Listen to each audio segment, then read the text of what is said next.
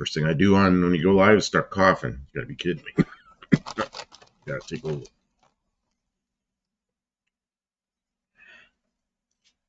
Okay. I'm sorry. Buddy, Dean, and Bruce are here at 9 on the nose. I'm awarding each of you 3 points. 3 points and 3 points? Studebaker noise. And Mike gets 3 because he was here right before. That's a lot of points I just gave out there. Did I miss anybody? I think this is the crew right now. What's this? Yeah. Patrick Sullivan stopped in too. Hi. Welcome to the stream, Patrick. Crash's Road Runner Garage is here as well. Hey, everybody.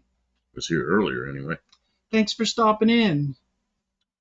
A lot of people are watching John Cope's premiere, and so I think a lot of people will show up in just a few minutes. I'll bet it's only like 10 minutes. I didn't ask.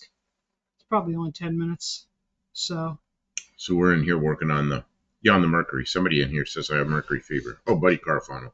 We're here working. Oh, do the unboxing because only not too many people. We got something that it was in front of the house and picked it up on the way up here. Careful. Our address is there.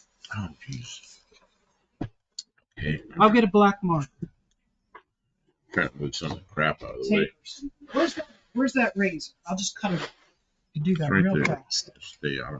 I'll stay out of the way of the razor.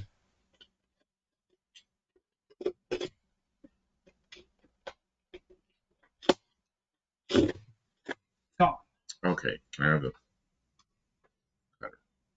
There's your cutter. So what is this? Says Mike N says, get ready, Kim. I'm taking buff off eye weeds on the topic of aviation tonight. Off in the weeds about aviation. Oh, apologies in advance. Well, he likes aviation, so sometimes I talk about it, but if you don't want to hear about it, I won't talk about it. But we've got his car in the shop now, so we have to work on his. He has to do some of the work. I'm just going to cut this any old way. Watch out. Well, he's getting crazy. What are you doing?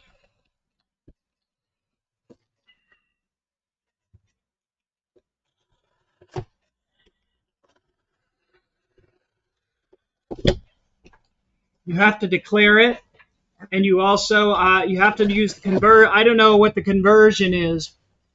We'll have to look it up. For what? U.S. Treasuries. What's that noise? I don't know. That thing goes ching sometimes, and I've asked you, and you didn't know. And then, this is a box in a box. Can you help hold the box down? This is really tight. Oh, there's a piece of. Oh, we got a piece of wood.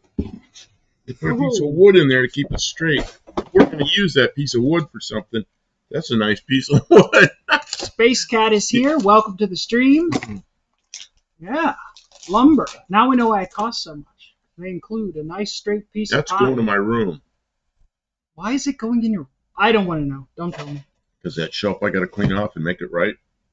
That's the kind of stuff I need. Okay, so now we have a new box to open. Well, we're not in it. We're not. The conversion on Kim points is not the same as dollars. No. Okay, this is a major investment in his vehicle. Okay, here, you pull, I pull. Pull. Harder! Pull harder! Oh. Okay, I'm done. That's enough of that. Oh, these are going to be really nice. So who knows what these are? Well, they can't see them. Oh, you turned that heater away from you. I ran over the cord already.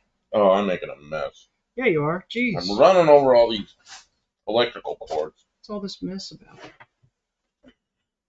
Too many electrical cords, camera cords. Yeah. All this stuff. Okay, you don't want this heater there. Oh, I'm roasted. Okay, yeah, because you were busy and I'm sitting here.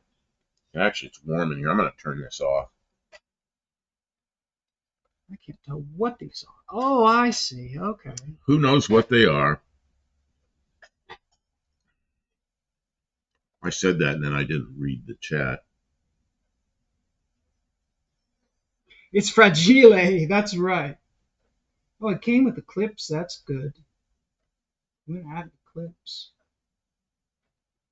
Do we put these in before other instructions? I think that might be what's in your. It says help feel felt kit installation. So yes, there's instructions. So these are the window sweeps for the Fox body, because the window sweeps are all worn out and then water just runs down in there and makes a mess inside the door, and mud daubers get in there and everything else. But this is supposed to prevent that. Oh, who saw them? I don't know who saw these things. There's 4 of them. Yeah, window fuzzies. The company that made them called them window sweeps. I've heard them called just about everything. But I ordered them, got them. They came pretty quickly.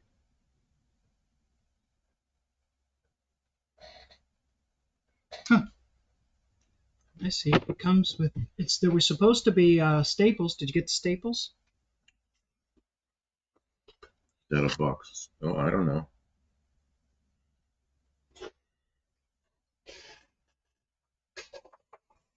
Window fuzzies, window belt molding.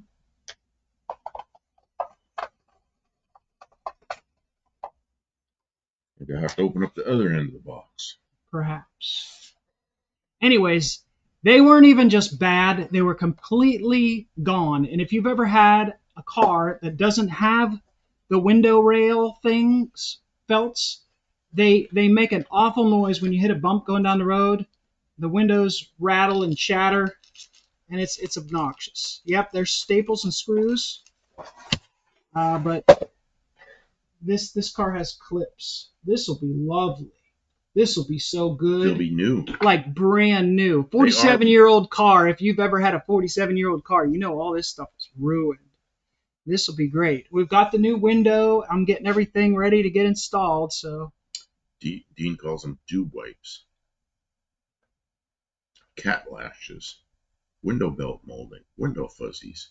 All these names. Good deal. All right. So we've got a lot of did a lot of work on the window parts, getting everything assembled, disassembled. We got some replacement hardware because I had to drill out rivets. And we recorded some of that, but I haven't put that video together yet. I was reviewing some of that stuff today. So. Yeah, we did a bunch of video work while we were doing it, so we'll be able to show it. We'll try and make something interesting. I mean, it's not the most exciting or informational work that anybody's ever done. You know, it's not like no one's ever worked on one of these cars before, but we got to make the window cranks like, I mean, one side didn't work, the other side like takes all the effort you got, and it feels like it's going to break. So we'll make them so they work. They're nice. Hopefully. Like the Jeep. You know how nice the ones are in the Jeep? You ever notice that? No. Those are just, but they're really low geared. They're like, you got to turn them like 4 or 5 times. In the old cars, you turn about a turn and a half, and the window goes zoop. I really don't remember, honestly. That's great. That's good, though. Good to hear. Yeah. Plastic window rain guards makes me think of Brody knobs, beaded seat covers. Oh, those things up above the top, you mean? Dean Stevenson re-traumatizing Ray for 4 years. Terry Mott. Good evening. Welcome to the stream, Terry. Working on the Ford Fairmont. The Buff just got it and he wants to enjoy it. Yeah, you know, if that thing had a heater in it, I would have been driving it. Yeah, all this time. Every time he looks out, he looks at it and he goes, "Oh, I got a car. Look at that, I got a car." Then I but don't he can't drive it, and he's disappointed. And then then he feels bad, and then I feel bad. So I want to get it going. We got it running really good. If you guys were here the night that I rebuilt the carburetor, we put it on, got it started up, and it runs good. It idles nice and steady. It revs up. It's good. That carburetor is just dirty, and I didn't even have to put a gasket kit in it. The one that was in it was fine. The accelerator pump gasket is like, you can tell it's older, but it's not like fossilized. So we're just going to kind of run it. I think it's going to be okay. Everything's there. I got to get this all assembled.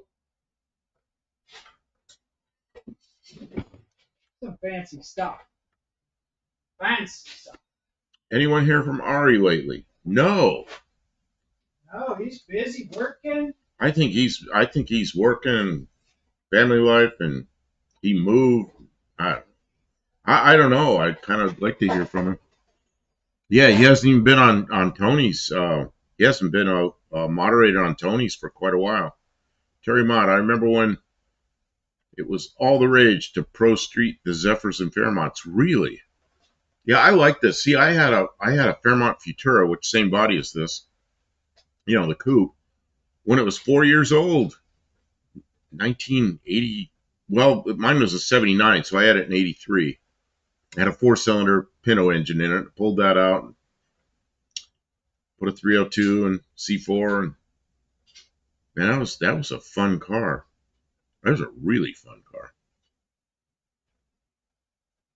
KJ Kylie Buff, aren't you a power window kind of man? Well, you know where I like a power window is on the passenger side. So if somebody walks up the car, you can run the window down. But on my side, I don't care. You know, those things are heavy. I guess you could. You ever watch the Red Green show? Red Green had a car and he pulled the handle off, and then he took some what do you call them? Beaters, you know, the things that mix food, mixer. Oh, hey. And then he pushed a button, and the mixer things, and they splined right onto his door, and he goes, zzz, push the button with the mixer, and zzz, up goes the window, and then zzz, down comes the window. I thought that was the funniest thing I ever saw. This is the whole slider thing that was in there, and boy, was it in a mess. So we're gonna clean it up. Dougster's here, so hey, welcome, Dougster. Oh, if Dougster's here, that means that he's already watched. What happened? Did Cope already finish up? He might have. It's been 10 minutes. You know, hasn't it? 12 minutes. We already set to go live at 9, so I did, but I didn't know John Cope was going to do that. So I'll watch his later, but I didn't really mean to interrupt him. He'll be all right. How was it? What was it about? Tell us, Dougster. Terry Mott's here. Welcome to the stream. Red Green had a lot of gadgets, yep. Oh, yeah. That was what it was all about. Sometimes I thought that stuff was just silly, and sometimes I laughed so hard. Yeah. I mean, it was silliness, but it was a good kind of silliness.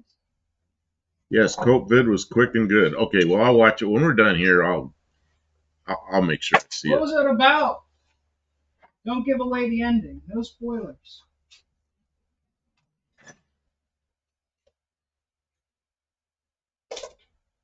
It was Premiere Live. Yeah. I didn't know he was going to do that, or I would have come in 15 minutes later. But we're here. Welcome to the stream if you're just coming in. We're working on the Fairmont. We got it in the shop. Show them the side view for a second. Oh, a Fairmont. No, it's a Fairmont. Which is what I always think of it as. Futura? What is it? It's a Zephyr. Zephyr? It's a Mercury Fairmont. See? And there it is. That's not really a very good view of it, is it? That's not a good view. I think it's a good view. Here, I'll back it up a little bit. Yeah, manual windows have fewer parts to break. Manual windows also a lot lighter. 47 years old. You're gonna have to fix some things. It's just like. Yep. How's that? Yeah, that's fine. I don't know what you really adjusted there. It was good. My mom had a 70. Oh God, I got the hiccups. Mohawk 62 says my mom had a 78 Futura with an extremely built 4-banger 5-speed. Space Cat, so Buff. You ever meet Sean Kirkpatrick? No, who's Sean Kirkpatrick? That sounds familiar. Why don't I know that? L7. It's a Z7. Ham's beer. Man, that's what my father used to drink when I was a kid. And he wasn't much of a beer drinker. He put one of those little pony kegs in the refrigerator, and then it wouldn't last as long as he thought. And he thought the kids were. He thought we were getting into it. We were not. We were afraid. Not that I didn't think of it. Let's see here. Folks, you're just kidding. It was a progress update on Cope's Coronet. The engine bay got painted. Yeah, he did a video a couple of days ago with that engine bay painted. That looked pretty good, although I think he said it was the wrong color, but it looked good. A Zephyrmont. A Zephyrmont. A Zephyrmont? Zephyrmont. Which is it? Zephyrmont or Zephyrmont? I don't know. We're gonna have to get two of those logos. Oh, I'm like doing this shit. You're doing that shit. I'm gonna change scene 2+2. I was gonna get two logos and put them together so it said Zephyrmont. All's here.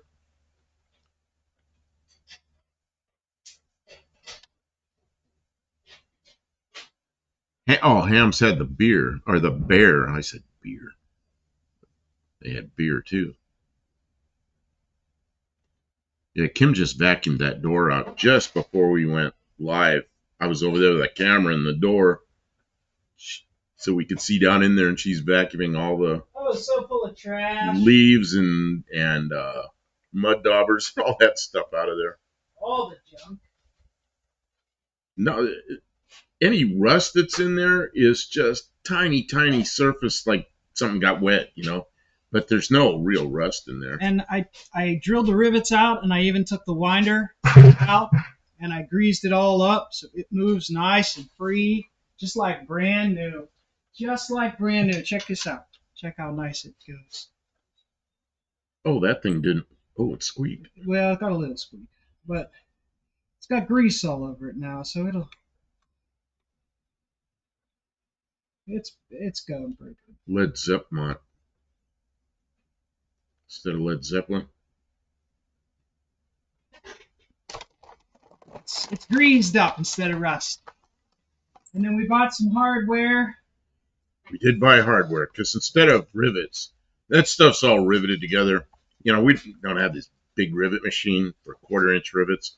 So, you know, you put 1/4-inch bolts and you tighten them down with a little Loctite on them so they don't come apart. And then next time you take it apart. So that's what I did on my van. And then later, it has power windows. So later it failed again. So I had to take it out. And I was really glad it had bolts in it then. You know, it's funny, the thing I bought for my van is a big old thing with a cable and all this stuff, and it was from AutoZone. It was about $75 or $80, something like that. And I don't know, it broke a couple of years later. And it said lifetime warranty on it, and I took it back to AutoZone. They gave me a new one. Put it in. Kim, fixing things right, says Mike N. KJ Kylie, I remember the T-Bird in that body style. Boy were they plush. Yeah, it was the body style right after this. Isn't it the one that's kind of rounded off like Dallas has? Man, is that thing fast.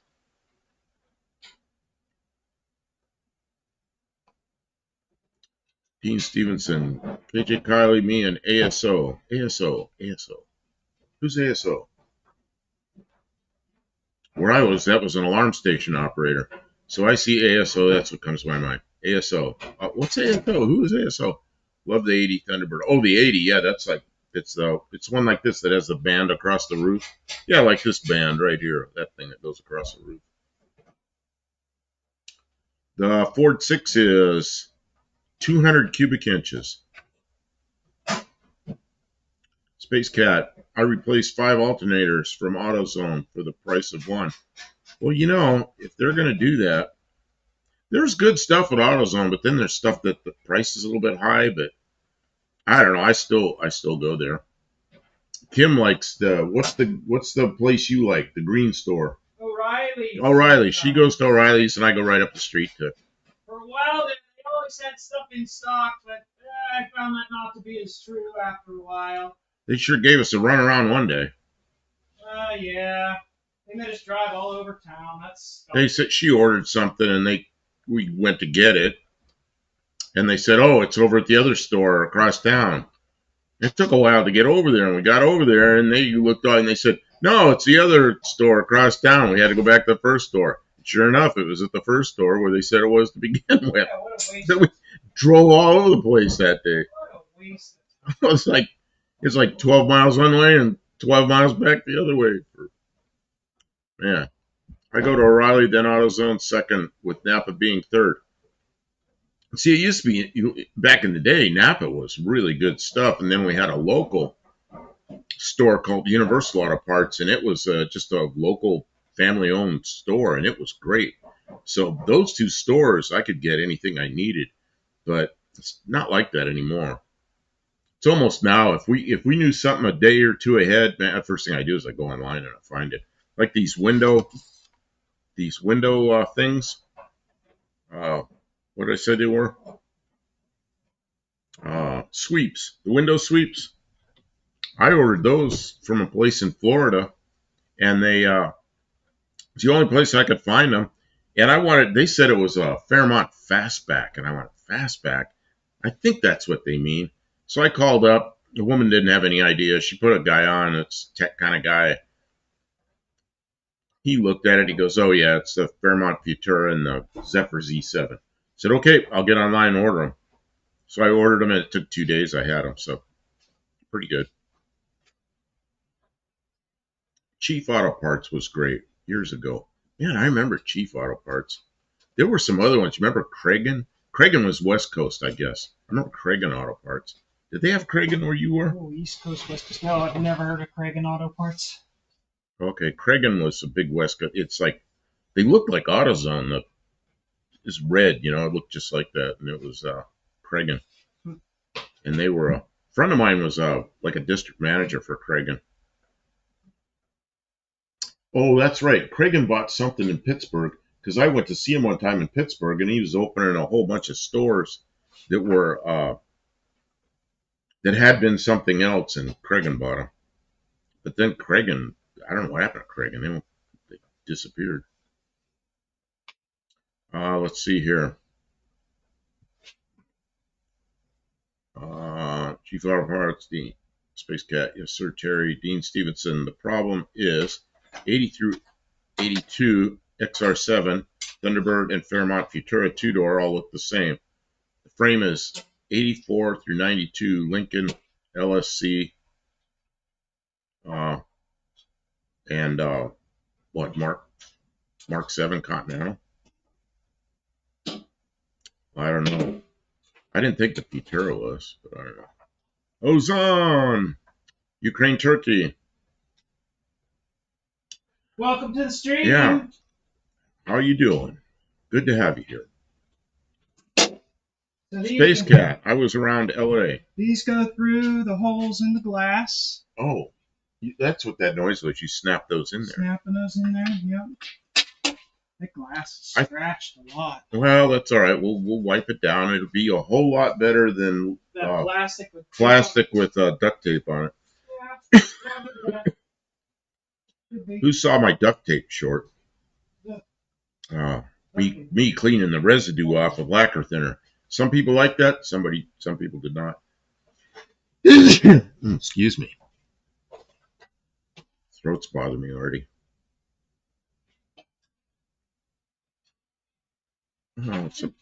Supposedly one of the parts chain stores is going out of business. I'm not sure. Advance is supposed to be struggling. Advance is struggling? Yeah. Junkyard deal. I got right away. You got a start, Dean. You just forget about my 3-inch shortcomings already.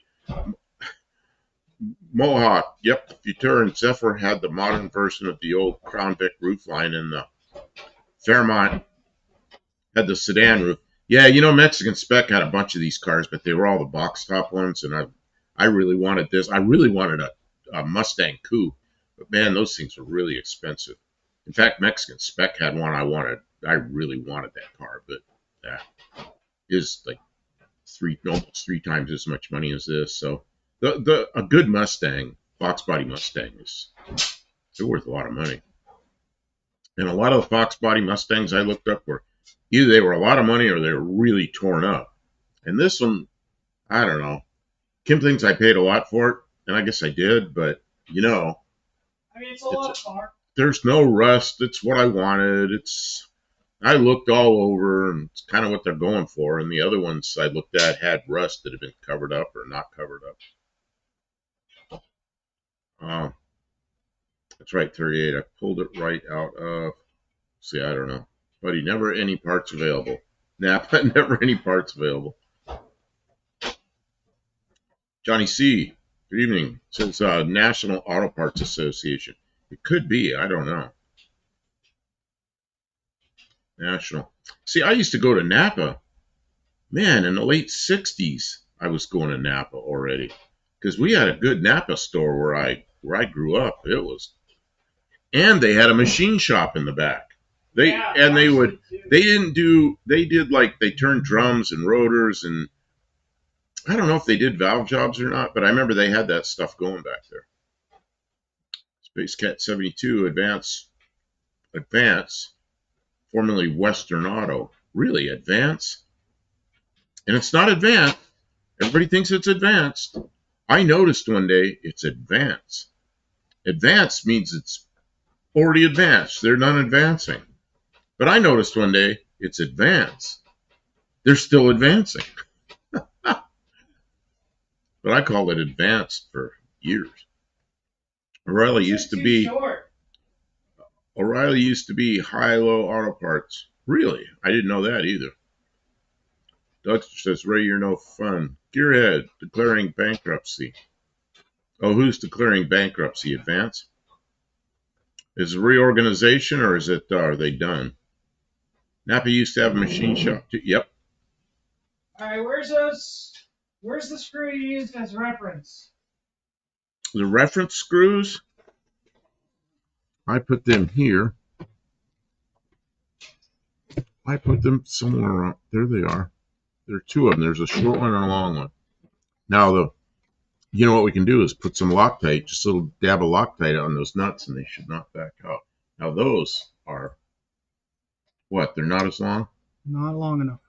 You're kidding me. Oh, wait a minute. Oh, that is the long one. Well, I measured them. They were 3/4, and those are the only 3/4 they had. So they cheat you on 3/4. They're under 3/4, and they're listed as 3/4. Great.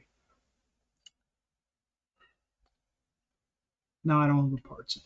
Now you don't have the parts you need. I went and bought those, and they're wrong. I bought 3/4 inch long Here, I thought bolts to cut them off. that are not 3/4 of an inch long. Cut them off. Let's see, where are we here? You know, it's a good one. Oh, Cope. Good evening. Man, I didn't know you were going to have a premiere. I would have come in 15 minutes later, so I overlapped you. But as soon as we're done here, I'm going to go watch it. Hopefully it's still up. Johnny C says, I really... Oh, what's this? Gearhead says, hit dolls? I don't know who that is. Used to machine parts, too. They really knew their stuff a long time ago. It was a bad time for John Donald Imus Jr. I don't know what that's got to do with this, but okay. Had to go. KJ Kiley. Let's see. 38. Advance is closing stores. CarQuest is a subsidiary of Advance. Hopefully CarQuest stays. That's my go-to parts place. Uh-oh. Ads. We got ads coming in 1 minute. And then I will, when they get here, I'll pause for, I don't know, 20, 30 seconds, something like that. Let's see. Didn't know about lacquer thinner for duct tape residue. Oh, man, did that work well. But then some of the commenters were like, oh, that's bad. You didn't take your paint off and all this. Well, clearly I'm not wiping it on paint. You know, it's taking it off of, I don't know, that stainless or chrome or whatever, or glass, you know. Heavens Mopars, hey, how you doing? How are things up in Washington? Oh, you see Kim waving there? To Heavens Mopars. Johnny C, I remember Craig and 2. They used to sell Craco stereo. Man, I remember Craco stereos. I remember they were sponsors of all the so many races. I guess I'll wait.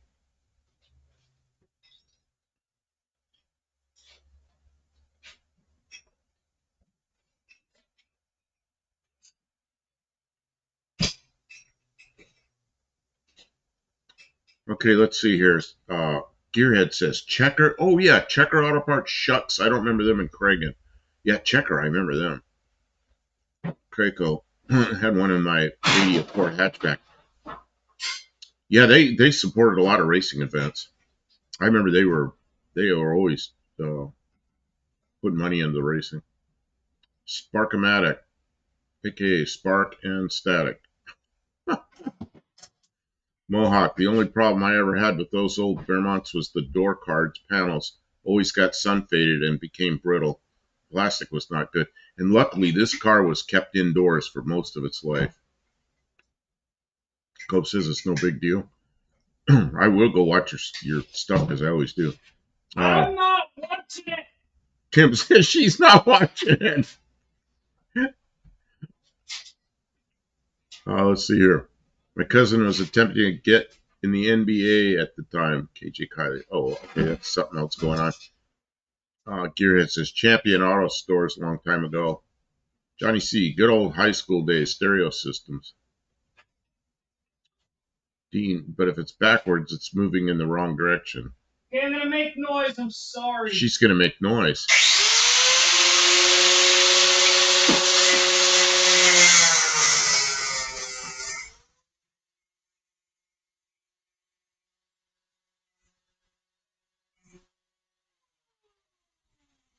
KJ Kylie says. Wait a minute, I missed something. Doug, I shop at an independent auto store that's Parts Plus brand. And we had one back where I lived in his Universal Auto Parts, family-owned place. And then I worked there for about a year just for the fun of it. And, man, nothing was computerized. That guy, the owner of the store, would go through every box, every shelf, every item once a week and order everything by hand. It's like, oh, my God. But that's how they've been doing it for 80 years, Let's see. Advance can go out of business for all I care. After an idiot counterman told me they had no starters, yet showed 2 in stock at that store. Told me the nearest one was 1.5 hours away. Yeah, they do stuff like that. Yeah, I started noticing a real bad problem with Advance a couple years ago, and it really was inevitable. I bought some wiper blades at Advance one time, and they were, maybe it was their brand, I don't know. They shredded like in a day, and I was really unhappy. The auto parts store's counterperson sure don't know much these days. Yeah, it's rare to find one that does. See, it's not always true, and even the ones that don't know any much about stuff, if they'll listen to you, they might be able to figure it out. Well, a lot of times they can be really helpful if they're willing to listen and poke around a little bit. But then there's ones like, I'm back there in the paint looking at spray paint, and I remember what I was looking for. I was looking for probably that primer I like, the primer sealer. And I was looking through all this paint, and I'm trying to find it. And this guy goes, can I help you? And I said, yeah, I'm looking for the primer sealer. He goes, what year and model is it? I said, you bozo. Yeah. For a can of paint. Worthless. That's what he was trained to ask. I should have told him, yeah, it's a 48 REO Speedwagon or something. 688 auto parts stores. Terry Mott, my spelling checker is lousy. Solly. I was like, sorry.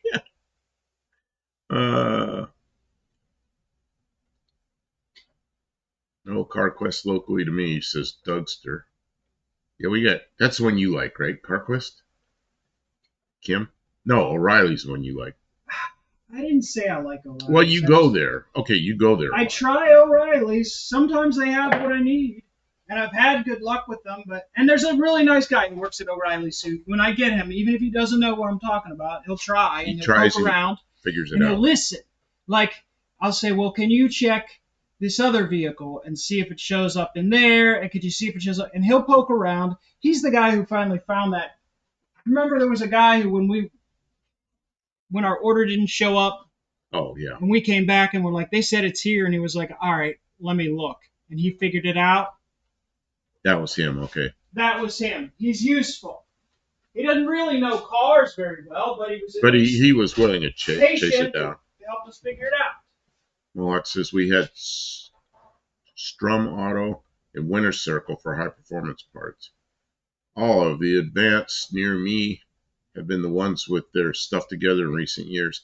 You know, I think a lot of times it's the individual stores It absolutely who they is. hire, who the manager is, how well they keep stuff stocked. I don't know. I don't know what they have to do and what they have control over themselves. Well, some of it's how they treat their employees. If you treat your employees right, you train them good, then they're really good. RS and Pep Boys. Yeah, see now in southern, like in Arizona and Southern California, there's Pep Boys all over the place. Uh, Dean, you're what, Kim? Hmm. Again, kids that work at auto parts store don't play with cars anymore. Yeah, so they yeah, ignorant. Yeah, they just don't know. Yeah, like when I was young, everybody in a parts store were all a bunch of kids who had hot rod stuff. You know, they knew all interchangeability, all kinds of stuff. It was all in their head. You know, Pioneer Super Tuner couldn't stop staring at that green dial. Oh God, remember those things? I remember those. I worked at AutoZone. Space Cat says I worked at AutoZone for about 6 months. Stocked the truck every Saturday by myself. We would jam the hell out of the stereo and speakers on stocking morning. Met the truck at 3 a.m. each stock day. Wow. Oh, it's like the AutoZone store near me had kids who were at least interested if they didn't know things, but that changed with management. Oh, it says also, oh, AZ, that's, it looked like Arizona. AutoZone's computers are screwed up. Are they? I don't know. I know a lot of times I go in there and it'll you know, online, it'll show what the local inventory is. And a lot of times it's right, but probably not always. 38 Racing, the counter guys at my store all build stuff too. Nothing I bring them throws them off. Yeah, that's good. And that might be where you live too, because a lot of farm kids out there, man. I don't know. I don't know exactly where you live, but I think of Nebraska as being a lot of farmland and a lot of kids that are on farms. They're they got their act together mostly. When I was hiring people at a couple of different businesses, I'd see some kid that had grew up on a farm and they always knew how to weld. They knew how which way nuts and bolts turned. You could train them to do anything in a few days, you know. Let's see, this is going by pretty quickly, so it just asked for blinker fluid. Kiborgini is right, as long as they listen. Yeah, that's right, as long as they listen. They don't have to know anything if they're attendant. 38 Racing, when I asked for a radiator cap for the Corvair, they just asked what PSI. Yeah, but your Corvair has a liquid cooled engine in it, doesn't it? Less knowledge, more power. 38, the best guy. 38 Racing. Oh yeah. Gearhead, our South AutoZone is so terribly staffed they will let you go behind the counter and find your own parts. Wow. Well, at least if they're smart enough to let you know that they can't figure it out without your help. I prefer that, actually. Mike Ken, I asked for a one-man bleeder kit. Kid had never heard of such a thing. He was amazed that they made that. What is that? The one that pumps the fluid backward up through? The way we do it in aircraft is we start at the bottom, pump the fluid up, and fill up the master. Well, of course, the air goes out the top. But I've never done that with a car. But is that what you're talking about? Or are you talking about the one that maybe it sucks it through? I don't know which one you're talking about. Or are you talking about a pressure bleeder? Because we had a pressure bleeder brake shop thing you put on the master cylinder, and then you turn it on, and then you go around and it puts enough pressure in there that you can bleed the brakes. Dean Stevenson on the Ford books was a Ford Corsair, a Corvair with a radiator. Oh yeah, Ford had a Corsair for a while. I don't know. That's when we didn't get here. Johnny C, get in the zone, AutoZone. Catchy radiator commercial. Radio commercial. Oh, heck, my friend Jody works here at O'Reilly's. He's been there over 17 years as a photographic memory. The only guy I know who can get you the part and then put the info in and get your receipt. Dean, like a breeder kit? See, somebody that bright, they shouldn't be working at an auto parts store. They should. That seems underutilizing that person's abilities. You've heard me talk about this friend of mine in California that has all the old Kaisers and Packards and Studebakers and stuff, and he always has 1950s cars. Well, his father was he was a Kaiser Frazer dealer, and then later he worked. So when Kaiser Frazer disappeared in the 50s, he worked a Chrysler dealer, and he was the parts guy. Man, that guy knew everything. You could walk in and talk to him. It's like a walking catalog. Guy knew Mopar stuff like nobody ever believed, you know. Of course, he's long gone because, you know, his son is my age, so sadly he passed away. Dougster, at the local AutoZone, there is a young lady who works the counter who is so shy and speaks so quietly. I'm constantly amazed she has a job dealing with the public. Yeah, just lean in and go, speak up! That's my military. Nice. That's my military career. Just get right in the guy's face and go. Nice. What did you say? What did you say? Say it again. Louder. Louder. I said louder. Basic training. Well, you know what? That's why I'm a little bit loud. Because I was pretty quiet when I went into abuse. I was pretty quiet when I went to work for Matt at the brake shop, and he kind of treated me like basic training. And then I went to military basic training, and yeah. Oh, that's right. We did get a Corsair here, the Edsel Corsair. I forgot about that. Man. Fortunately, I have the Pro version for Napa and CQ. I could check if the stores have what I want at midnight. Yeah, online here, we look at AutoZone and I can see what they say is there. And about 90% of the time it's right. I've had them where it's wrong occasionally. So they have some inventory issue.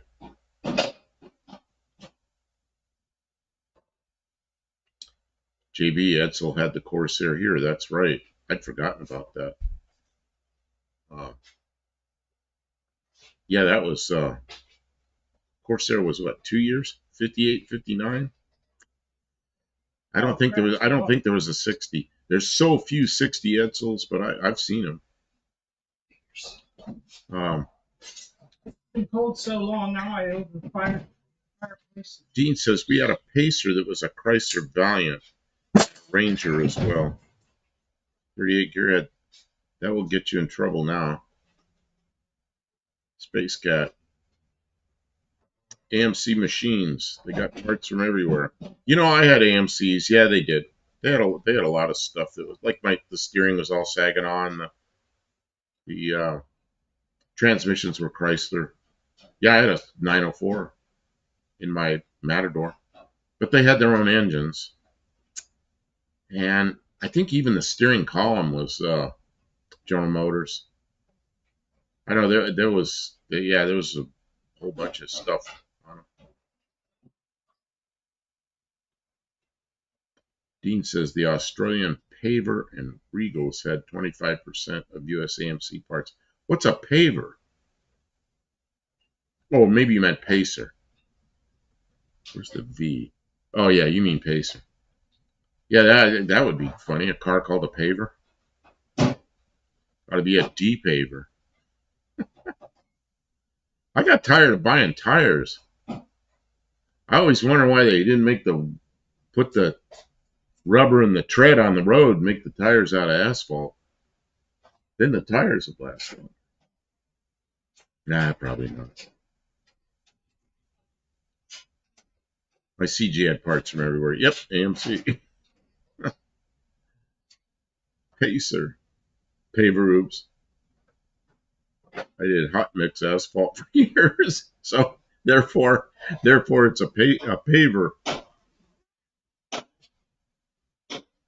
Oh, Kim, I'm not even watching you. I'm watching the chat. I look over there, and you're like going like crazy on that. What'd you do with did you find bolts that'll work or what? Yeah. So I didn't even need to buy bolts. Well, the right bolts would have been better. But we don't have the So parts. did you Loctite them or what? No, we don't have the parts to put. Oh, we're still missing parts. I got to take it back apart to put that slide in when it shows up. All right, so might just as well not do that. I just want to see if everything fit. My friend had a Greenbrier truck. The sides had tailgates. Yeah, they did. You know, my father came this close to buying a Greenbrier in 1963, and then he didn't. And then 2 years later, he bought the new Chevy van, the one that has the engine up front, which is about the size of a minivan today. But it was a rear driver, and it's probably a good thing that he did that, because the Corvair was more of a, I don't know. I look at the Corvair as more of a hobbyist car, but I suppose they were all right. I knew people that had them.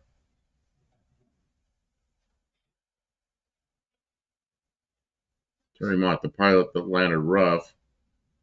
The pilot landed rough, and he told the passengers, "It's not my fault, it's asphalt." Mofar even used Saginaw steering column. Oh, that's right. They did. I guess the first ones that were telescopic were Saginaw, I think. A friend of mine had like a big, like some kind of sea body, and had a telescopic column, and it seems to me that was a Saginaw. Yeah, Mohawk ramp sides were cool. Yeah, weren't they? I really like Greenbriers. I thought they're pretty cool van, but like I say, it was, it's the one my father bought with the engine up front, much more conventional, inline, Chevy 6, Power Glide. Yeah, it just never breaks. Just change the oil and drive it. Let's see. Dean says our Australian valve ants. Australian valve. What the heck was that? Something fell down over here. What was it? I heard something happen over here, and I don't know what it was. All right, I got you short. You're gonna have to take a quick. I got to take a break and go video a short. Yeah, go to the other camera. Yeah, Edsel had the Ranger and Villager in 60. Yeah, I didn't think they had a Corsair in 60. Heavens Wilforce, I tried for an ROTC scholarship, and I got busted by the drill sergeant when I wore a banana sticker on my forehead. Busted me in front of the whole company. And a 5-star general. He had to do 75 push-ups. I remember doing push-ups in basic training. Was the Greenbrier also what they called Chevelle wagons? You're right. There were some Chevelle wagons in the late 60s, early 70s that said Greenbrier on it. I forgot about that. Oh, Miss One-Eyed Cat, good evening. Okay, I gotta go away from the chat for a couple minutes. Kim's got a short he wants you to do. Okay, Do you have your phone? I do. Okay. We got the $8 bam. I got it set up for you with a couple hammers. I want you The $8 bam. I want you to take a minute and check it out and see if you're ready for it. Sorry, everybody. I'm going to switch you over so you can see the whole other camera. There you go. This is warm over here. I know. It's saying it. Oh, it's warm over here. You can't hear me. No, I'm falling over all this stuff. Okay. Kim, I don't know what I'm doing. The door, the screws that go into the door latch on the outside, right there. Yeah. Oh. Loosen them with the $8 bam. Oh, okay. And you're gonna video that? Like that is the classic. That is the classic use for that. Now I want you to mostly look at the camera, not what you're doing. Try to hit an $8 bam while I look away from it. Look down and hit it, but then look right back to me. Okay. And if it doesn't work, we'll record it again. We'll do it twice. We'll fake it the second time. We'll fake it if we have. Well, we got 3 tries. And Okay, there you Do you go. need the kneeler? There's that cushion in there you can kneel on. Yeah, that'd probably be nice.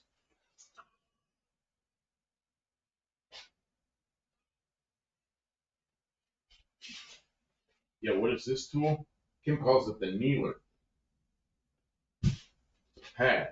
That's something they had at church, was kneelers. Yeah, that's That's when you were praying, you could be on the kneelers. Hmm. I didn't understand that when I got old, and I was like, oh, See this tool. Years ago, like 71, the back shop bought one of these off a Snap-on truck, and it was $8. And back then, $8 was a lot of money. So you're gonna have to tell they can't. you can't hear me? I bet they can. So he called it an $8 band. So when I bought this one, I don't know, a year ago or something, I called it the $8 band. So how do I know which direction it's going? It's going in the correct direction. Okay, so what you do is when you whack on this thing, it turns.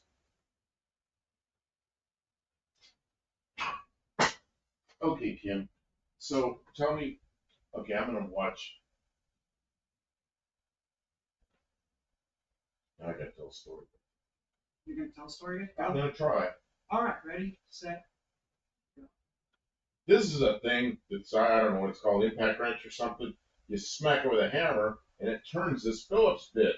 So it holds the Phillips bit in here when you whack on it. And I'm gonna try to do that right now.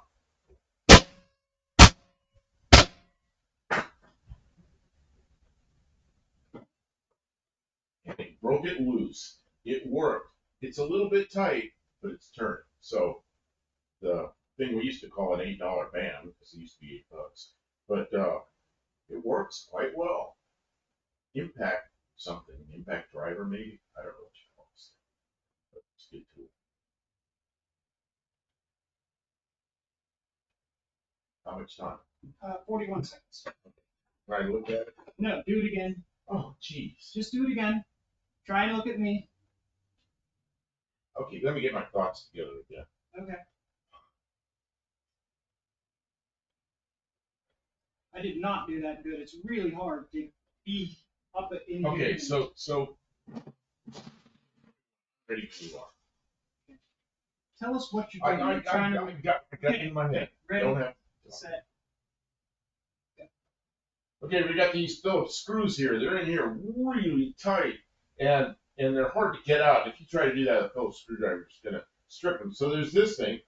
It's some kind of an impact driver. When you whack on it, it turns that thing. It turns the Phillips. So when you whack on it, it's holding it in the screw and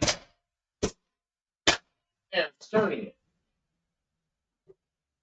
And it's still a little bit tight, but it's broken loose, so we can turn it with that. So this thing, I used to call it an $8 band because like in the 70s they were $8 for the Snap-on. But so I don't know what it's called, impact driver. Good tool. 46 seconds. Do one more time. Oh, come on. One more time. He can do it. One more minute. 40 more seconds. I can't keep doing that. I'll never get it out right. What's wrong with that one? You can't see. I'm so close, and you're moving back and forth. The camera work sucks. Oh, it's your problem. It's my fault. You are doing great. I can't see what the hell you're doing. Okay, let's try it again. Yeah, and you. Okay. Try it again. That's all we can do. Ready, set. You got these Phillips screws here, and they're stuck in there. They're really tight. And if you use a Phillips screwdriver, you're going to strip them. You just know that's going to happen. So there's this thing, some kind of an impact driver thing. And when you whack on this with a hammer, it holds it in there, and it also turns it. So it breaks the screws loose. So we're going to try to break them loose with this thing.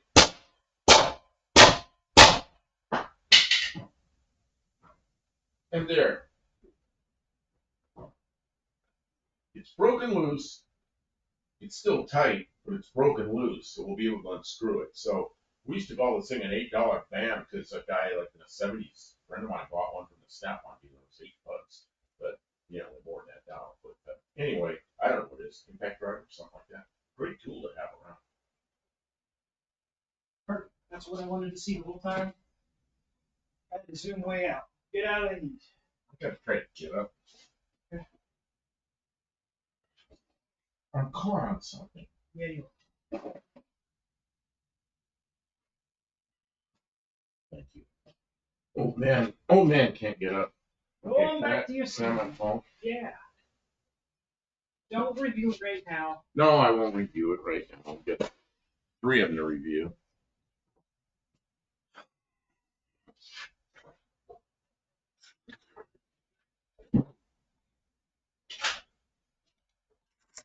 Okay, you got to watch that. I don't know if that's a good thing to watch or not.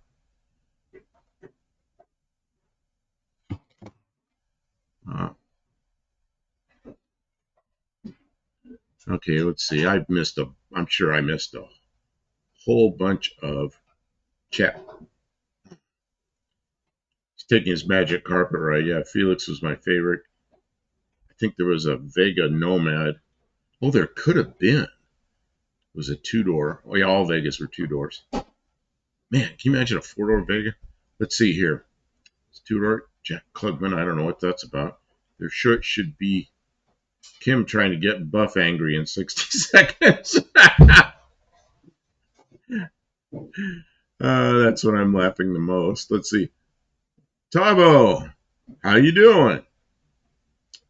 I need someone around to help me up from my Paramount like that. You know, where was I when? Oh, I did a short having to get myself up off the ground next to the car when I was working, and I'd kind of fallen down there a little bit. And to get up, I grabbed the steering wheel and pulled myself up. 38 Racing. Whoops, I forgot about the Vega. Yeah, Vegas. Man, I had a couple of Vegas. I really like those cars, but they even in Southern California, they rusted and turned into powder. It's an odd couple-like effect. Let's see, Dean GM wasn't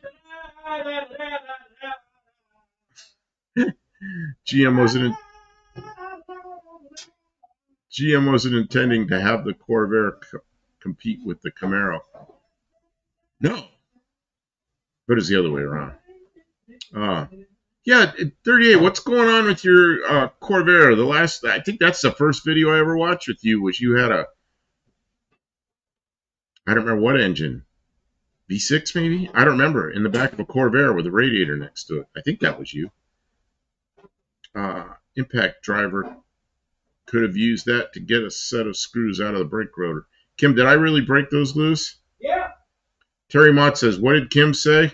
Kim, what did you say? She was going da-da-da-da-da-da-da, something. I don't know. Oh, I was humming the song to The Odd Couple. She was humming the song to The Odd Couple. Dean, I just needed a RPO FUBAR 455 option. It would have rocked. Man, I built a cooling system for a friend of mine that had a second-gen Corvair. I think it was a 66. I think it was a 66. And he built a whole frame in the back and dropped a 425 Olds. And what is that, a turbo 425? The sideways transmission. Made one half shaft short, made the other one long. Man, that was a fun car. KJ Kylie, rather watch Kim work. No offense. The Turbo Air 6 Corvair motor. Space Cat. So, Buff, how many spots did you live in California? And I lived in all around San Luis Obispo County for a while. Oh, we got ads coming in a minute, so I'll pause in a minute. And I lived in Northern California, Travis Air Force Base, and around, what else is up there, Vacaville and Fairfield, that area, but mostly on base. And where else did I live in California? I guess I was I was working for a while just a few years ago at, what's the Navy base at El Centro, NAF El Centro. So, of all my places in that area of the world, Yuma, Arizona was my favorite. Space Cat, Kim and her post, the woman with the shirt. Tony Randall would have approved. Oscar and Felix say hi, Kim. Oh, ads.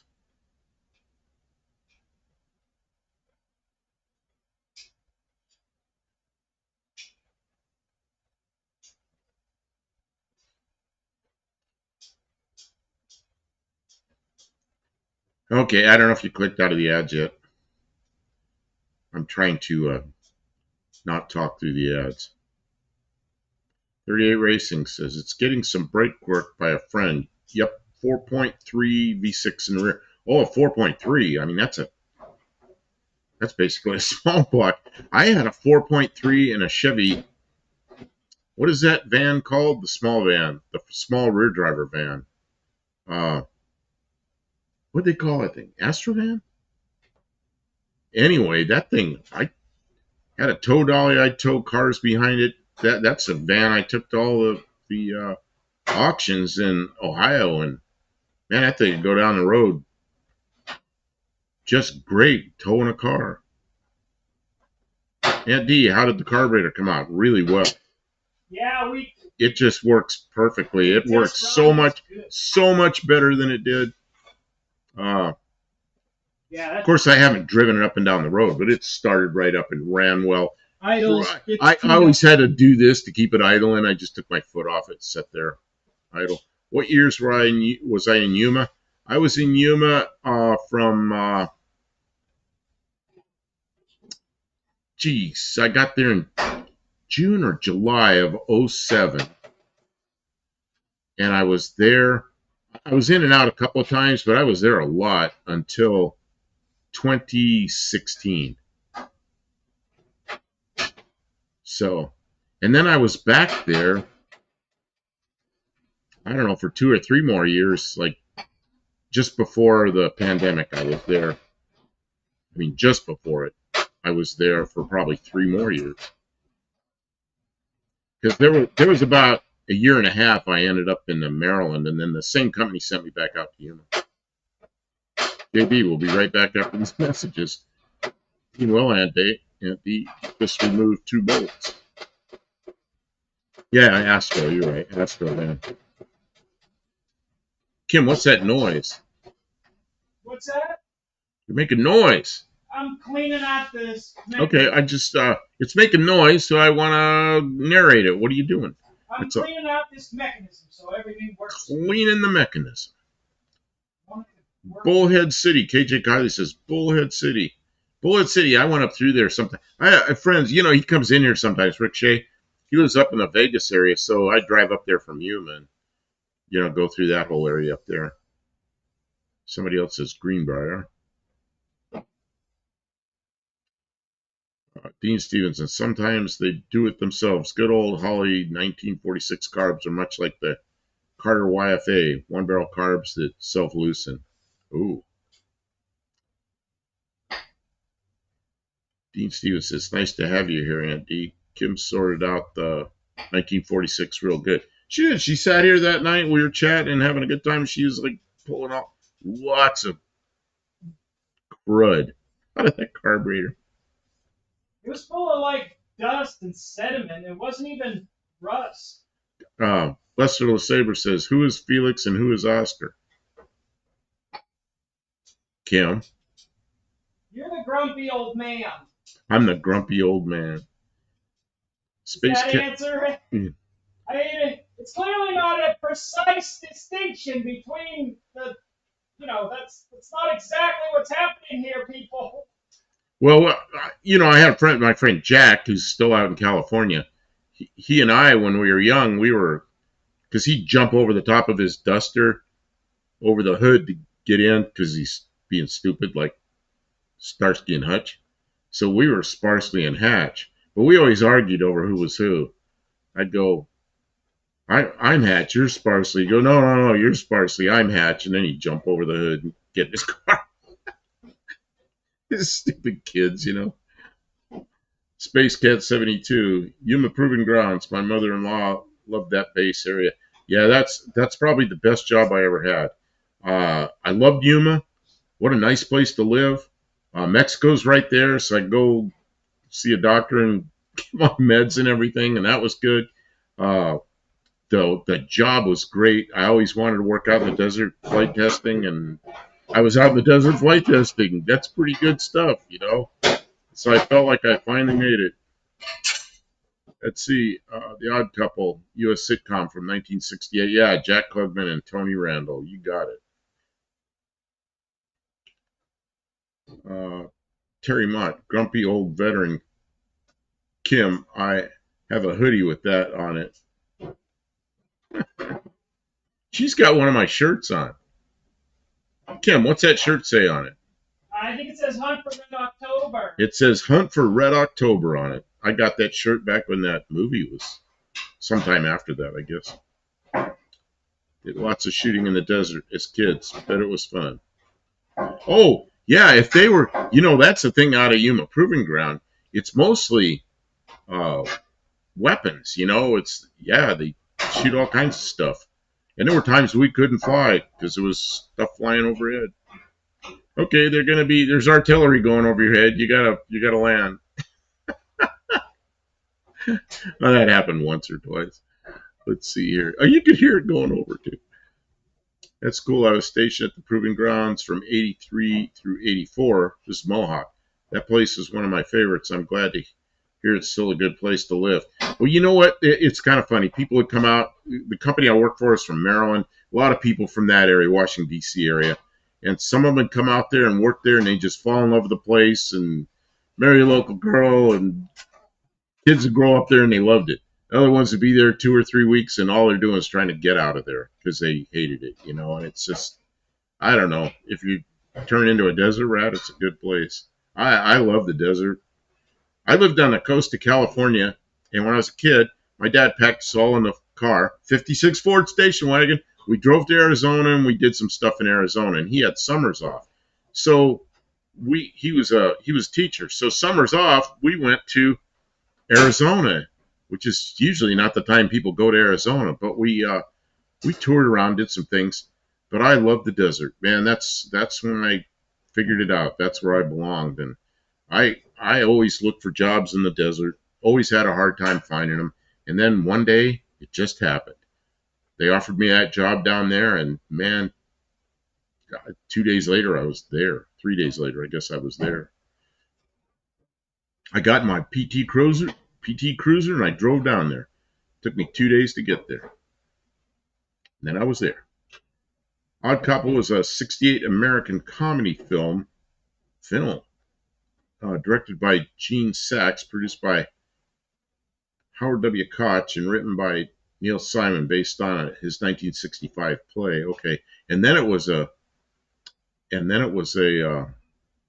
TV show for quite a while. It stars Jack Lemmon and Walter Matthau as two divorced men, neurotic neat freak Felix Unger and fun-loving slob Oscar Madison, who decide to live together, and that's how the TV show was too. Well, see, the problem there is that we're both slobs. Well, yeah, she and I are slobs in different ways. We fight about different things. She and I are both slobs. We're both hoarders, and we both hoard. If you don't have a lot of money and you work on old cars, you got to be a hoarder. Because if you throw something away and then you need it tomorrow, oh man, that's the worst thing. Oh, I threw that away. I get the stupidest things. It's like, oh, like this piece of wood earlier. I'm like, these window things, whatever they're called, the window wipes, they came on this piece of wood. It's like, oh yeah, I can use that in that thing I'm building in my bedroom. I'm gonna have to go out and buy wood like that. So I just got a free piece. Let's see, Grumpy Old Men was simply awesome. Burgess was terrific. TV show had Tony Randall and Jack Klugman. Hey, I remembered actors. Yep, all of you right. Dean Stevenson. Award some points to some people giving us this info. Well, I think she's just giving. Was all good points then? I don't know. Everybody's just talking about this stuff. Everybody gets 2 points. Who's come up with a factoid about it because it's fun. Okay, Kim says everybody that came up with a factoid about the odd couple gets 2 points. And you just gave away a lot of points, Kim. Dean says it should have been I stole this shirt from Buff. Well, one day I'm looking at it, I go, hey, I like that shirt on you. You know, fits are nice. And I'm like, oh, wait a minute. I think that's my shirt. And she laughed and she goes, it probably is. But I don't wear it. It doesn't fit me too good.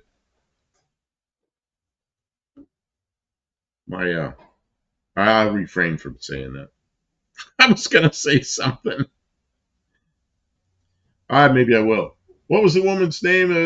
She was a comedian. She used to guest host for Johnny Carson until he got mad at her. Oh, somebody will come up with the name. Who was that? And she got her own show. I guess that's what upset him. Was it? Loud and crazy woman, comedian, pretty good guest host, I guess. Was she real thin? Nah, maybe. I don't know. Loudmouth. The loudmouth, yeah. Well, what she used to say that was funny is she said that, she didn't have big talk, you know. So she always said she had small bazooms, bazooms. So I was gonna say, yeah, that shirt looks better because I don't have big bazooms. Joan Rivers, you got it. Lester LeSabre. That's what it was. I was thinking it. I couldn't. Lester LeSabre. Lester LeSabre. How many points does he get? 3 points? Yeah, sure. 3 points to Lester LeSabre for thinking of Joan Rivers. Knowing Joan Rivers was a loudmouth woman. She was the one with the bazooms. They always used to crack. She called those bazooms, and she could do that on TV back then, and they didn't censor. KJ Kylie says Joan Rivers, but that was after Lester, so maybe KJ Kylie could get 2 points. Heavens Mopars, about hoarders. Do I buy a new oil pan or reuse the old rusty one? Oh, you cleaned the Heavens Mopar says about hoarders. Do I buy a new oil pan or reuse the old one? But if you buy a new one, keep the old one. If you buy a new one, keep the old one, she says. Well, you know, you saw us in here maybe if you were watching our videos like a year and a half ago. We had the Valiant in here with the 6-cylinder with another slant, and it had a big crease in the oil pan. And Kim wanted to just put it on the way it was. But I took a torch and heated it up, and we beat it all out to about the right shape. And then I was afraid we cracked it, so I ran some brass over the top of it, or some bronze. I brazed over where we beat the snot out of it to make sure it wouldn't leak. And then we painted it, put it on there. So, oh yeah, do I buy a new oil pan? Yeah, buy a new one, but keep the old one. Who is that suggested toasting wheat English muffins in a skillet with olive oil? I'm hooked on it now every morning since. Really? Oh, man. Dean Stevenson says, I reuse, not a question. Mohawk. A factoid about the odd couple. Okay, Roy Clark performed. Oh, who is this? Malaguena. I don't know who that is. Malaguena on the show. Gearhead. Can we talk? Rusty old pan? Sure, Gearhead. Lester can type faster than me. Oh, yeah, that's why KJ Kylie got 2 points and Lester got 3 points. Because she can't type fast. Let's see here. Mike N.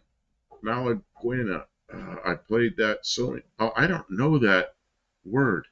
Kim, what is that word? Of course, she can't see it where she is. Dean Stevenson, Buddy gets all my points. Yeah, Dean, you could come up here. You get a lot of points. You can come up here and you could get that Subaru from Kim. Take it back to New Zealand. Then you'd be on the right side of the car. No, you'd be on the left side of the car, but the correct side of the car. Are you allowed to drive in New Zealand? I know when I've talked to Tavo about it in Australia, you can. What about New Zealand? Are you allowed to drive with a left-hand drive car? See, we sold some airplanes to a guy in New Zealand, quite a few. And one of his customers was a guy that converted cars, mostly Mustangs, over to right-hand drive. And he was a busy guy. Buddy Carfano, rusty old pan, probably better than the new one. Maybe, yeah, I don't know. Depends on who you buy it from. Depends on what manufacturer. Depends on a lot of things. Let's get some KJ Kylie. Anyone remember Charo? Charo, I sure do. How can you forget Charo? Yeah, Gucci, Gucci, Gucci. Charo. Everybody's going, I remember, except Dean Stevenson. He goes, Charo who? Cha, cha, cha. Oh, yeah, I forgot about her. Dean, then you could drive the Subi to No Name Nationals. No kidding. Oh, you gotta fix it first. It needs some fixing. You know, if Dean came up here, you could drive one of our vans down there to No Name Nationals or one of the vehicles, because we're already taking two.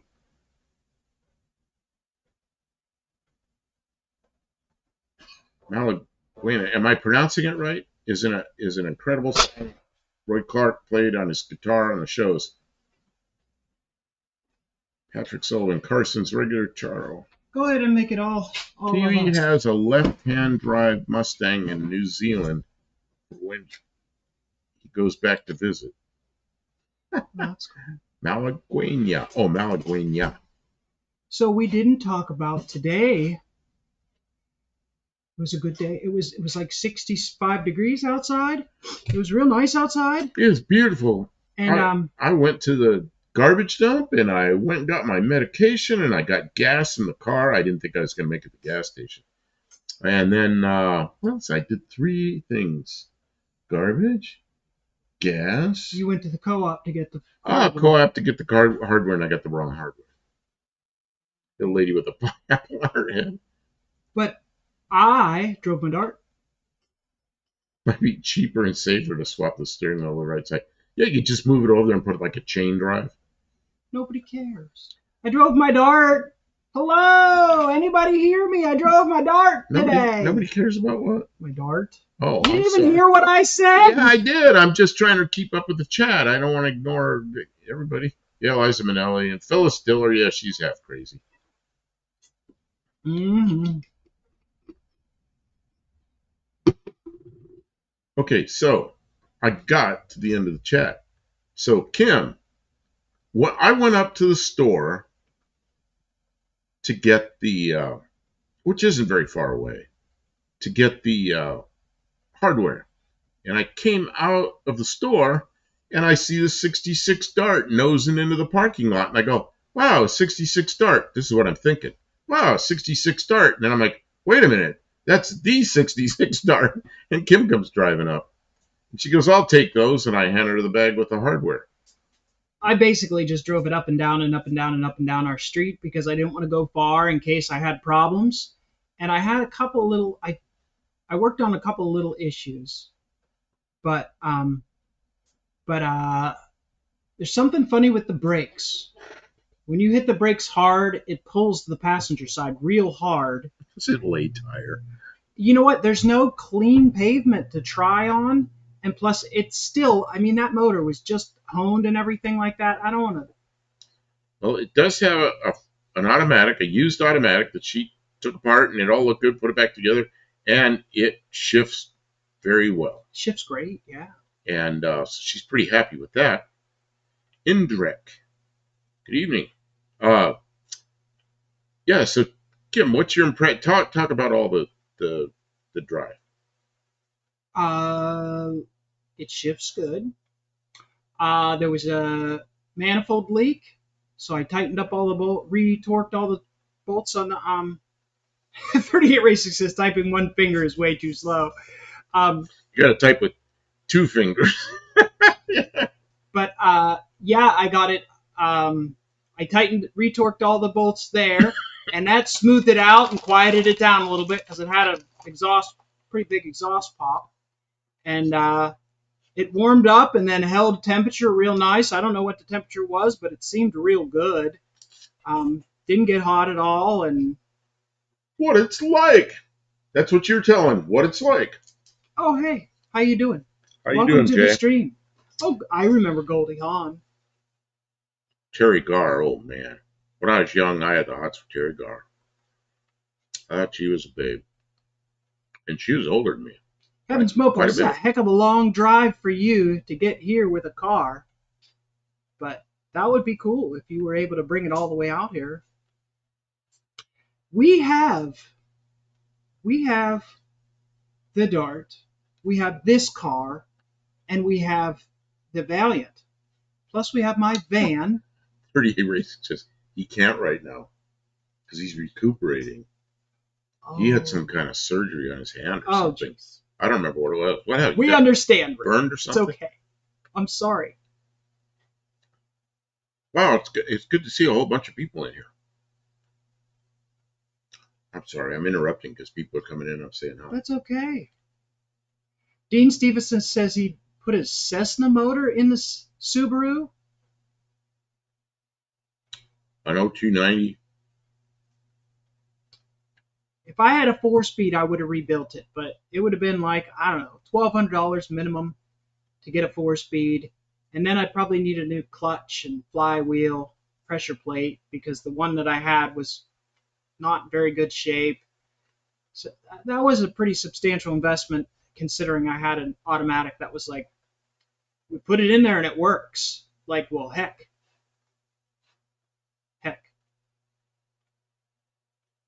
Let's see, a couple George other Burns is just, wow, you guys are like, talking about the women here. Carol Wayne, yeah. Sadly, Carol Wayne died. Oh, young. So she was hot for many years. Buff Goldie. Oh, Goldie was a babe too. Yeah, Terry Garr, and oh God, that's when that was the first time I saw Terry Garr. I was like, man, who is that? hey, KJ Kylie, I didn't say hi to you because I was working on stuff. Say goodnight, Gracie. Good night, Gracie. And Paul Pajui is here. Welcome to the stream. Oh, Paul's here. Wow. And Indirect is here. I didn't say hello to. Mohawk is here. And yeah, I drove it up and down the street in little circles. And Well, I ran all my errands and came ran back. it through the gears. And I came back from all my errands, and you were just getting out of the car. I was just getting out of it. So you drove it quite a bit. I just drove it back and forth though. I didn't go anywhere because I didn't know where how long it was going to be till he got back. He didn't go far, but sometimes little errands sometimes take longer than you hope. And George smoked them all, and he didn't even wear a dress. The one before that, Terry Mott. Did you keep those trans pieces, Kim? Talk about hoarding. Yeah, she keeps trans pieces. Oh my gosh, I got so many. Got transmissions all over the place here. Yeah, I got a pile of transmissions. I have not rebuilt that. That transmission was for small block bell housing, and it is going to probably get mated to that 318 that's sitting right there. But we wanted to get his car. We want to get the heater core in his car, so that I can drive it, so that he can enjoy and it. the window, you put the window in, and this will be great. And look who else just came in, Steve Edwards. And you know who Steve Edwards is? Welcome to the stream, Steve Edwards. That is. Oh, is that the guy with the radios? That is. I can't pull it up. It is Boat Anchor. Boat Anchor. So sometimes Steve is in here as Boat Anchor, sometimes it's Steve Edwards, but he rebuilds CB radios, older ones. I bought one from him that I'm going to put in this car. But we're not going to put it in until after we put the dash back in. I'm not going to put it in and then take it back out. So he's working on a 148. Did a live stream on it, which is a CB radio. That'll be interesting. I'll have to go see that. Oh, Ray says when you're driving a cool car, sometimes the errands don't take long enough. It's weird. You're driving a cool car, the errands don't take long. I've been thinking about it. Like all I do is work on cars. I don't go anywhere. I don't drive. I don't drive anymore. I go to the doctors. I go to the grocery store. Like,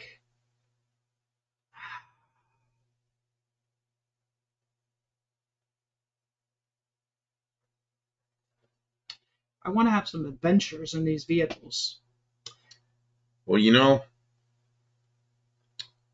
I put a lot of miles on that Mazda. I put a lot of miles on the PT Cruiser. Oh, and then in between the PT Cruiser and the Mazda was the what was that? Dodge Caliber. All those cars. I put probably 100,000 miles in each one of them. And I was back and forth to Arizona and to Maryland and back to Arizona and Las Vegas and Northern California. I mean, those just always running.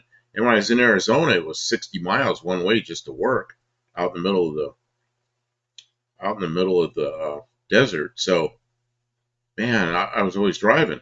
And now, I bet I don't put 100 miles on a car in a year other than a trip to Texas.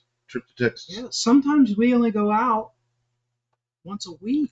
Well, I'm limited to 8,000 miles a year in every one of these cars by my insurance, so I get a lower Wouldn't put rate. anything near that on And then any. I look at the Valiant. I'm going to have to report how many miles I put on it in the last year. None. 0. Yeah, it just sat there. I insured a car. Boy, I hope we can get the Valiant in here this year. The Valiant will be next. I think, or maybe the aluminum car. I don't know. We've been saying the aluminum car's next. Well, it's starting to warm up. We got through the miserable cold. Now it's just mildly cold. It's easier to get work done when we're not freezing. You guys are talking about all the old Hollywood glamour stars. Those are some big names. I remember a lot of those ladies. By the time I was watching TV, though, they were the older women. How long have I been retired? Which time? I retired when I was 65 and then called right back to work. So I went back to work. Then I was done, maybe a year later? Something like that. And then I got called back right at the beginning of the pandemic. And I worked for 2 years. So that was in 22. And then I met Kim. So I got called back just like a week or two at a time after that. Now here I am again. I'm working again. So I'm working part-time from here. So I don't know. I'm like, is that semi-retired? I don't know. I'm on call. If they call me and it isn't too difficult, I'll do it. He's mostly retired, although the manufacturer who's taking over that airplane might ask you to do some stuff for them. Titan Aircraft, the owner got killed. And then it looks like the business part of it was purchased, and all the tooling and one of the people and some other people, the guy's in Missouri, and he's an enthusiast and a guy that knows what he's doing. He's an Australian. He's a guy from Australia, and he's been here for a few years, young guy, and it looks like I think he'll make a go of it. So he may need some help. I should give him a call. Go, if you got any questions, give me a call. I'd rather if they have questions about some parts that they give me a call rather than. I'm not even trying to make money. I mean, if he wanted to. Well, you should get paid, but I mean if he wants me to, I'll talk to him because I want everything to come out good. There's some parts on there that need to be heat treated. They might not understand that. I'd rather they know about it. Jane Mansfield died right up the road from me outside. Nola. What's Nola? No, something. New Orleans, Louisiana. Had to figure that one out. 38 racing, semi-retired, Kenmore Peterbilt. No, you know what? You know what happened? I kind of laugh. Oh, here come the ads in another minute. I kind of laughed. I said when I was 69 years old, I stopped being a tech and a design engineer on airplanes and having that kind of work my whole life, and I became an entertainer. Now I'm doing YouTube. You said you wanted to do it. Yeah, so what the heck? I mean, He came to me. He said, Kim, let's do this. You want to do it? Come on down to Tennessee. We'll make YouTube stuff. And I said, all right, I'll move there. He said, I'll be ready. Have the garage cleaned out and Oh, jeez. be ready. All right. A couple weeks. Steve Edwards said, I got, oh, here at commercials. I didn't get it in. Hey, let us know what the commercials are about. Let's say that again.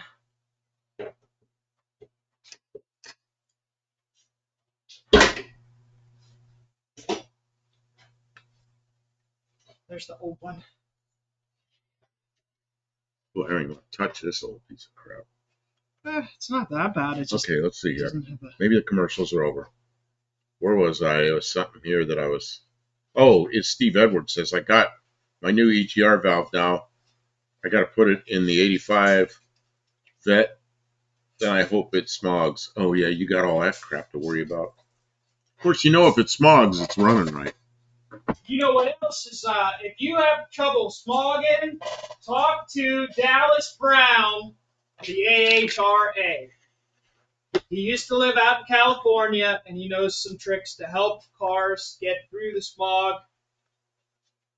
Yeah, he was talking about that the other night. He used to be the guy to talk to if your car wasn't quite getting through. Well, and he knew how to make... If you want to talk to Dallas Brown, Wednesday night, they're Wednesday night lives on the AHRA channel. Yeah.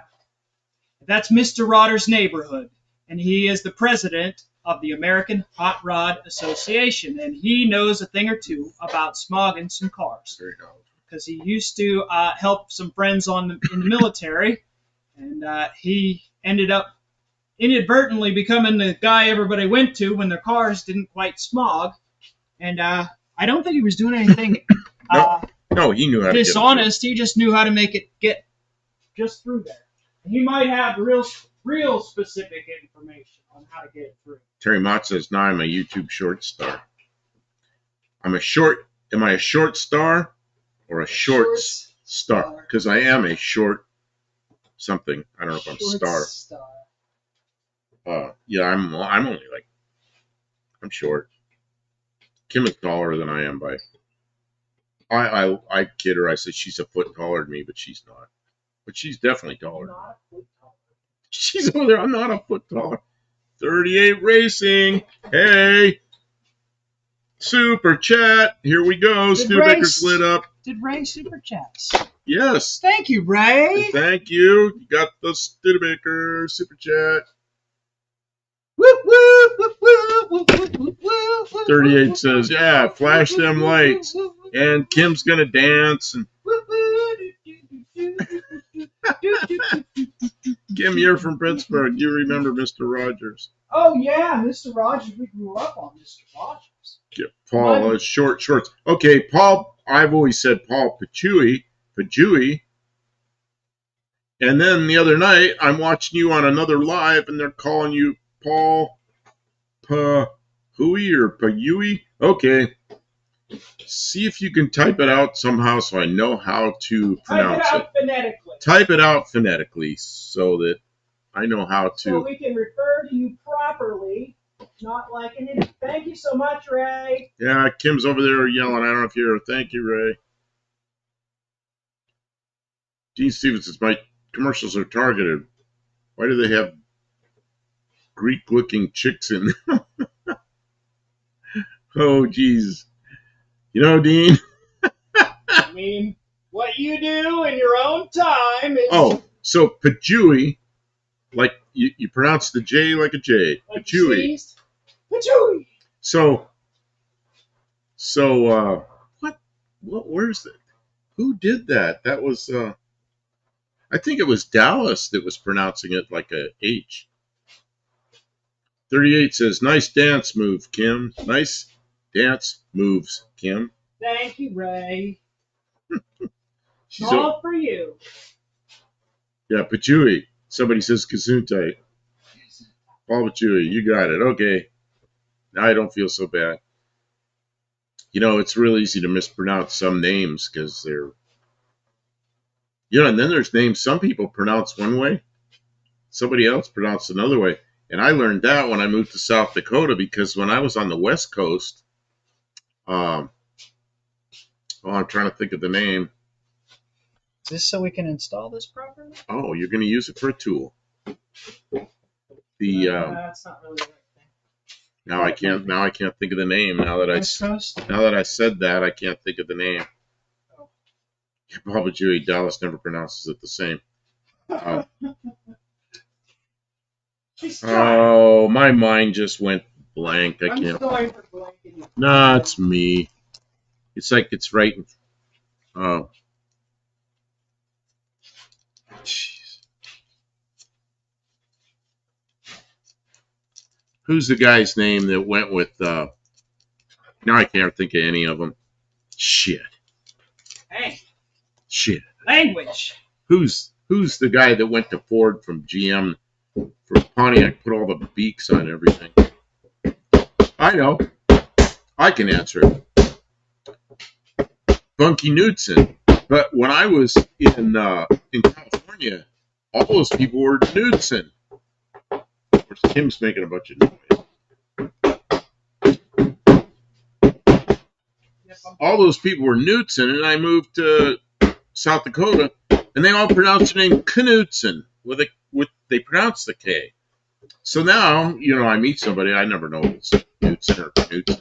You pronounce the K or not?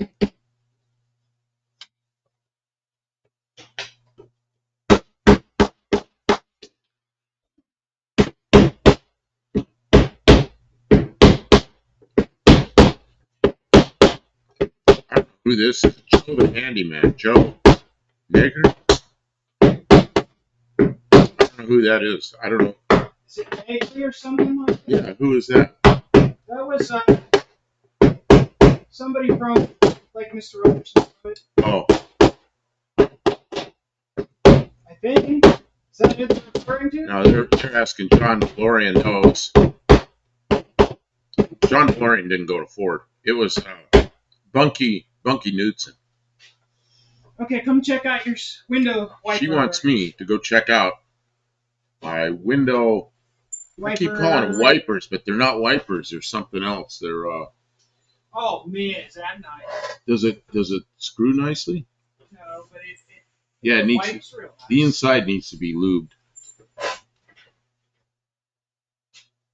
Check this out. Look at this. See how nice that Let me wipes? stick my finger in. Look how nice that Oh, wipes. sweeps. Windows sweeps. Look how nice that sweeps. How does it fit up in here? It's okay. It's okay. I think we can buy that stuff in bulk. Wow. Passenger side door. Window sweeps are brand new, and man, are they nice. Naders. I bet he had Ralph Nader's legal team hassling him real bad. I don't know. To me, the Corvair was just such a great car, especially the second generation. And if you wanted to go after something, yeah, some Volkswagen or some Corvairs flipped over because they had the swing axles. You had to really push them hard, and yeah, it wasn't just. It happened. But a Volkswagen was 4 times worse. I mean, a Volkswagen. Man, I almost flipped a Volkswagen one time. Barely saved my ass. But yeah, they're Volkswagen's what they should have gone after. Those things are really dangerous compared to a Corvair. I was only, let's see, what was that? I was only 0 years old when Henry Ford II sacked him. 0 years old. Who was that? You mean, wait a minute, 38, I'm missing a whole bunch of chat. 38 Racing, and those pliers are Knipex. How do you pronounce it? Knipex. And you know how I know it's Knipex? Because I thought it was Nipix. I had no idea. So in their website, they actually had a thing about pronunciation. And in their website, they do pronounce it Knipex. And we heard the Knipex lady. at like some kind of convention or something. Yeah, Knippix lady was there talking about their Calling Knippix. them Knippix. Knippix. It's called pronounced Knippix. That's some high quality tools. It is good quality. Sweeps. I'm slow on the uptake tonight. Mariposa McNabb. Yeah, sweeps. That's what they call when you buy them for this car. The things that go in the windows, right where the window comes up, that keeps the water from going in, and it's like a felt thing on the inside, fuzzy thing. Those are called sweeps. But I didn't know that till I found them online. I was calling them wipers or something. I didn't know what they were, and I kept getting pictures of windshield wipers. Going like window wipers, door, window wipers, still more windshield wipers. And somehow I found it. 38. The GM testing films of the Corvair and hard maneuvers are cool. Yeah, Dean says Henry Ford sacked Bunky Knudsen in 1970.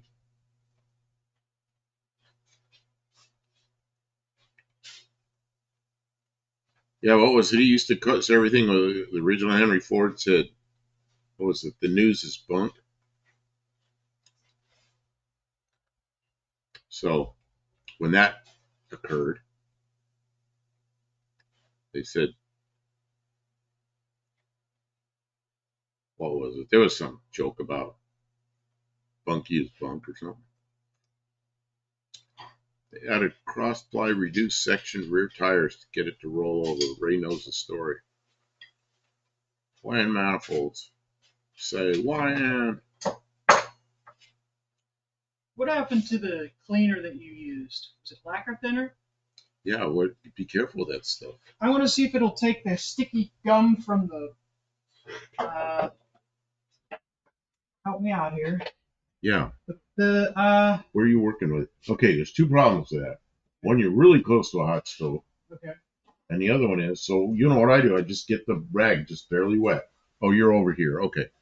And, it's like metal only. Just a little. What? No, glass. Okay, metal glass, okay.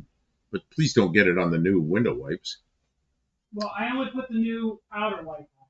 Okay. But the problem is the bottom of this window's got all this sticky stuff from the. Let's see here. Tire pressures are critical on stock Corvairs.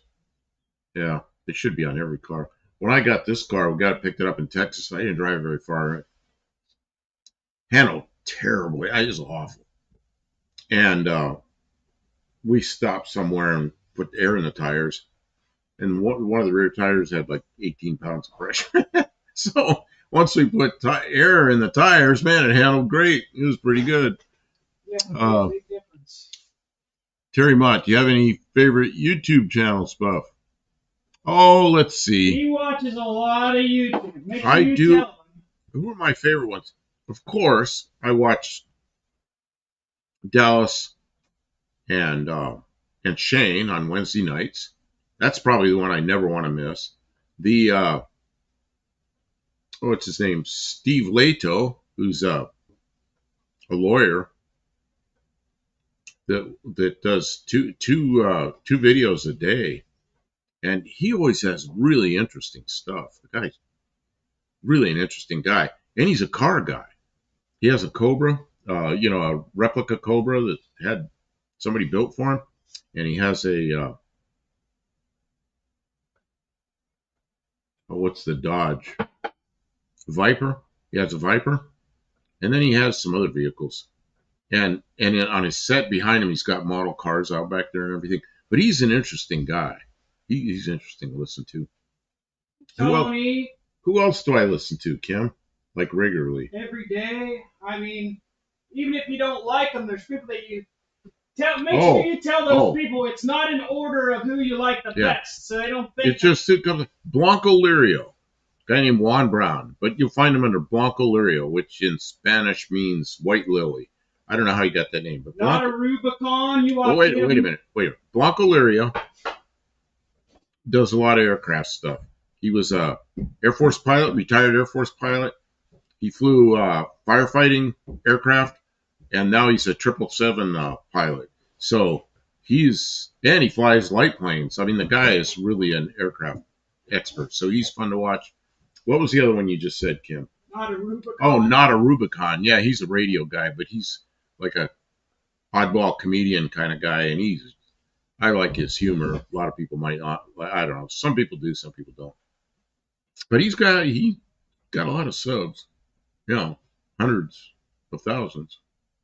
And we make sure you let them know that this is not an order of who we like best. No, it's just like there was the aircraft accident a couple of days ago, and of course Blanco Lario was covering that. And he's pretty good.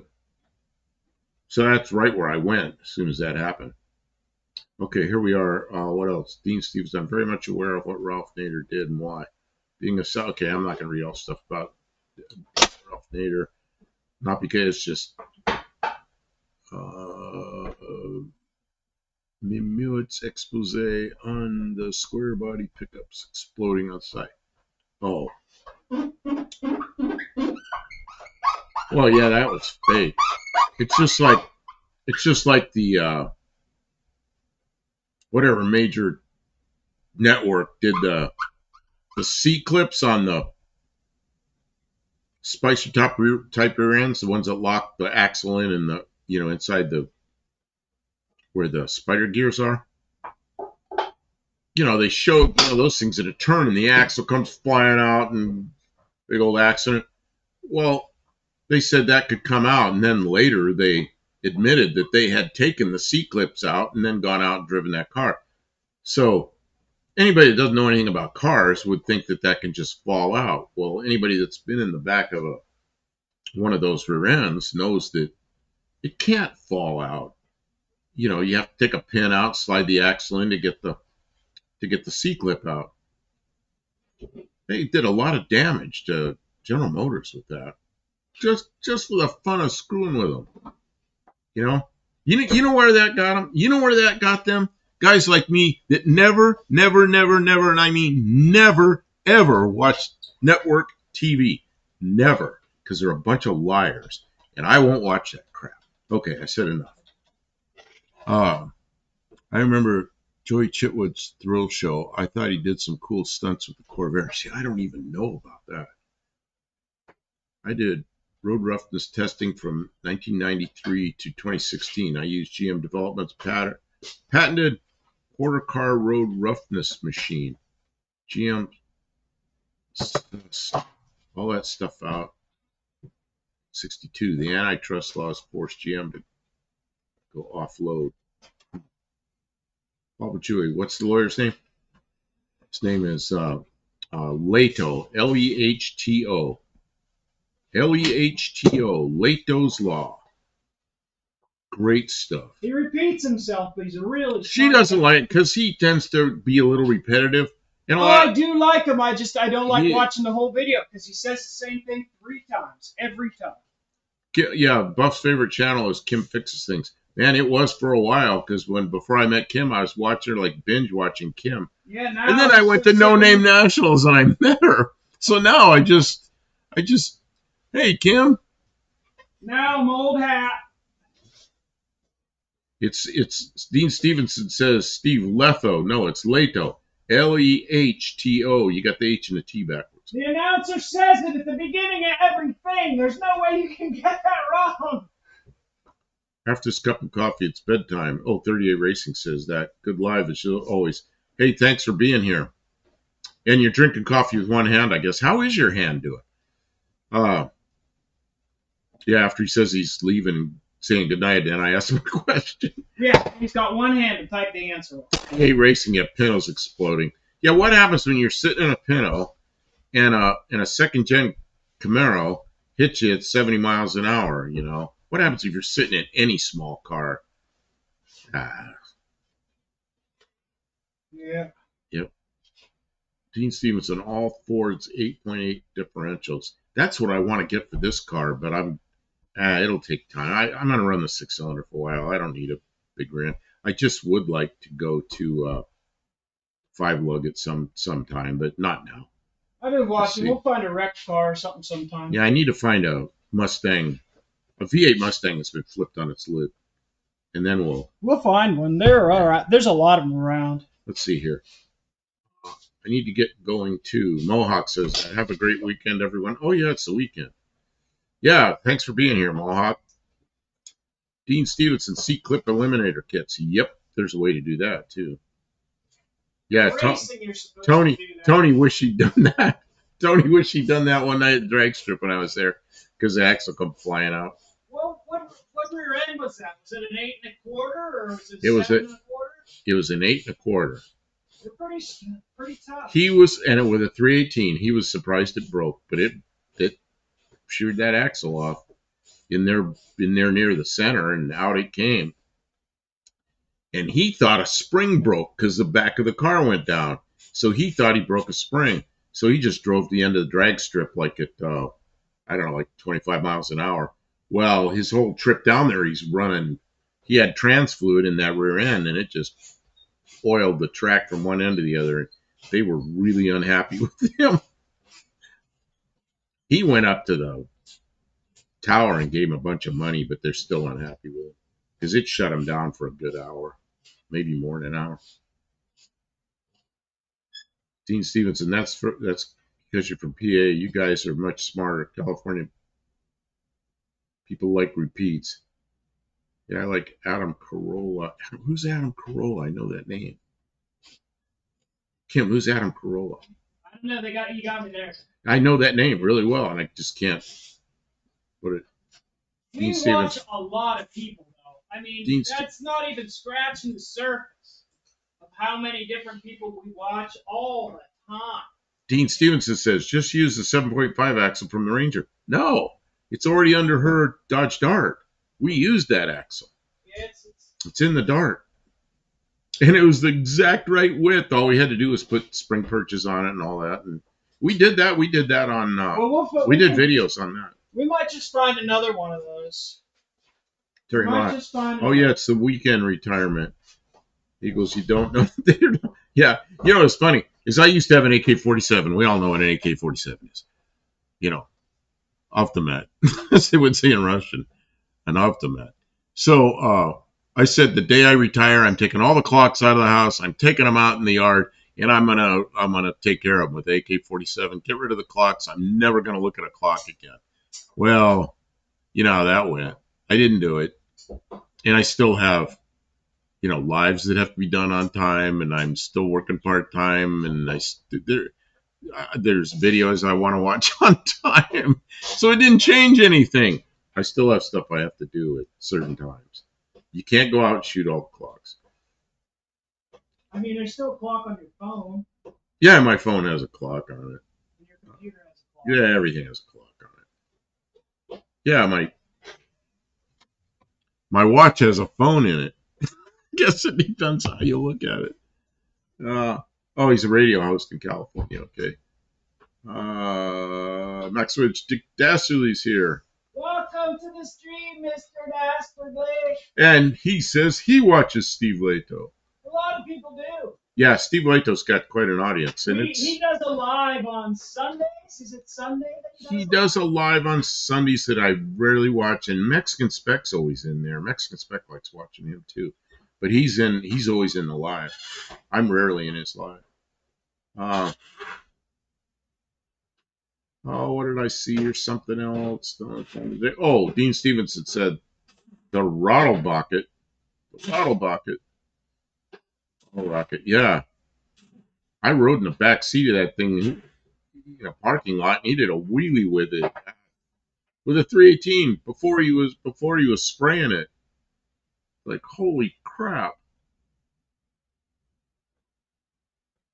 I never felt the 318 go like that. Let's see, Mike, and what happened with the smear campaign and the removed C-clips on GMC trucks? I missed that. You know what? I got so sick of, you know, I call them the lying news network, and there's a bunch of them. It's not just one. Dean Stevenson, officer, Buff, where did you get the AK-47? I gave it to my ex-wife. She's Russian. She's mostly harmless. Okay, we got another super chat.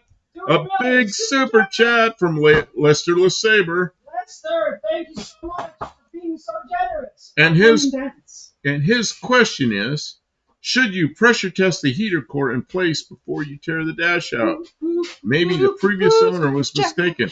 I am not going to do that because I don't want anything to go on the ground or in the car. But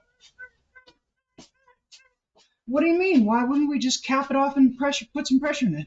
Or just air pressure, because the leak will be so small. You know what? Heater cores leak, usually you get steam up on the windshield, but it could dump all over the floor. No, I'll just. We've got a new heater core. We will pressure test the new heater core before we put it in. Where did I do my glasses? I can't see. Yeah, that was Mopar's. He's got it right. If you're retired, don't shoot all the clocks. Just shoot the alarm clock. Well, you didn't tell me. So, yeah, thank you, Lester. So good. Thank you, Lester. Woo! Never expected, always appreciated. Thank you so much. We work hard. We work hard for the money. See, I was in Russia. I think it's when I was in Russia. I don't know, somewhere there's a bunch of Russian women sitting around a table and they're all speaking Russian, and I can kind of understand I can't carry on a conversation, but I know what's going on, and I can speak enough Russian that I don't get in trouble with the police, and I can buy things in the store. So Paul Pajui says I need to get Kim a pole for the garage. So we'll get demonetized. We'll get demonetized. So anyway, these women are talking about Kalashnikov and all this, and they're going on and on about taking this rifle apart. So I asked them why they were in high school when they were 16. They had to be able to field strip an AK-47, put it back together, and hit a target.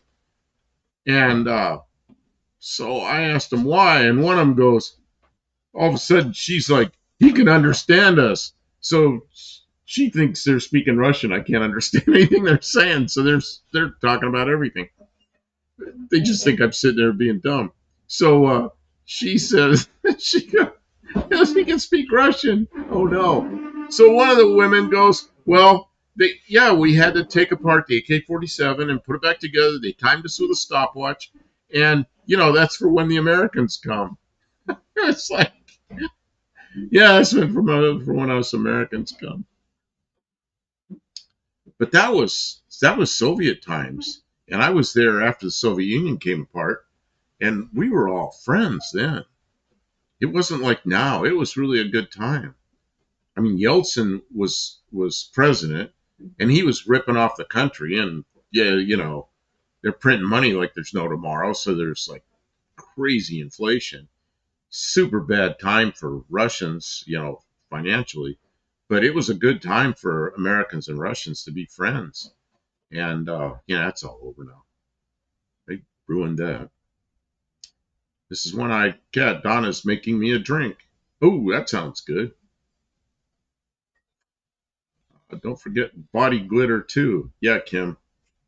Yeah, we had body glitter for something. What did we have body glitter for? Where was the body glitter? Body glitter. That was recent. We had body glitter? That was on something. I don't remember what it was. Does anybody know what they use? The glitter people have this big secret about who their biggest customer is. You know what I'm talking about? No, I don't know what you're talking about, but here come ads. We got 45 seconds. We got ads coming. Who knows what's the glitter company's biggest? The glitter company? Who's their biggest customer? Who's the glitter company's biggest customer? Is this for points? Well, if somebody actually knows, I don't know. I just know that it's some big secret. Oh, Kim says it's some big secret. Who knows what the glitter company's biggest customer is? I wasn't supposed to talk Biggest about that, but customer. I wasn't supposed to talk about which. I just talked about a bunch of stuff. Uh, Commercials.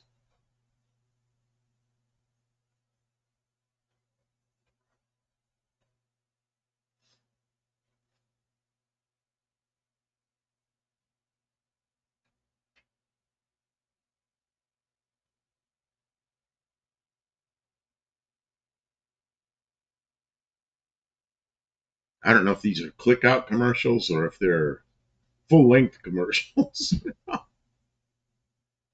I don't know. Oh, apologies. I was supposed to talk about the body glitter. No, there was something I opened up or something. It was a bunch of it in there, and I said, "What's this?" And it was glitter, some kind of, what did you call the stuff, Kim? What is this stuff called? I don't know. I'm not sure what. Well, you just I can't remember that far back. Exotic dancer glitter Oh, maybe customer. stripper glitter. Oh, stripper glitter. Isn't that what Dan's wife calls her car? One of her cars, stripper glitter. Dan's wife. Yeah, from Beauty Street Shop. Isn't one of her cars? Oh yeah. Stripper glitter. Oh yeah, Dan and Danny from Dee Dee Speed Shop. Yeah, that's right. She's the one. She's got glitter all over everything. She paints stuff and puts glitter all over it. The biggest customer? I don't know. It was maybe one of the paint supply companies that makes metal flake paint. No, it sounds like real secret. I don't know if they make like gunpowder or rocket fuel or something. Yeah, Terry Mott says biggest purchaser of glitter is the boat marine industry. Huge boats like cruise ships. Yeah, but I don't think that's glitter. It sure looks like glitter. That's metal flake. But so if you manufacture paint, you call it metal flake, and if you're manufacturing for somebody else, you call it body glitter, exotic dancer glitter. No, I think it's something secret. Does anybody Something know? secret. Because I'm curious, and I always see that thing, and they don't tell you. They want you to watch the video. And I'm not getting baited. Dick Dashley says traction street racing. Oh, traction for street racing? Yeah, spray the glitter on the back I tires. don't think that's it, but that's cool. That's an interesting thought. Oh, imagine that when that gets all over the treated surface at the drag strip. Instead of being black, it's burnout tires. That's glitter. They use it for burnout. Glitter. Like, what's that? Don't do that again.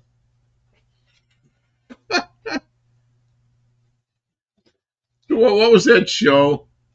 The guy that was the judge, family, and there was a guy that came to stay with him. The guy that came to stay with him was. See if you can get camera. They'd always the judge would always throw him out of the house. See if you can get camera 2. Camera 2. Here comes Elgato, the cat. Camera 2. Okay. Oh, look at that. Put it on double screen so you can see me. Double screen. Double screen. There you go. Now we can see what's going on. Gary Glitter's in jail. I don't know who that is. Mail theft pirate bombs. Yeah, I've seen it there. Oh, those are some interesting videos, aren't they? Oh, I've seen those, yeah. Here come the helicopters. I don't like having helicopters fly right over me. Fresh Prince, you got it. The Fresh Prince, yeah, they'd throw his buddy out. The judge would throw his buddy out. And I remember him doing stuff. I don't remember what brought that up, what I was thinking about, but he'd take the across his record. Next thing you know, you see that guy come flying out of the house. That just always had me laughing. Space Cat 72, tan interior.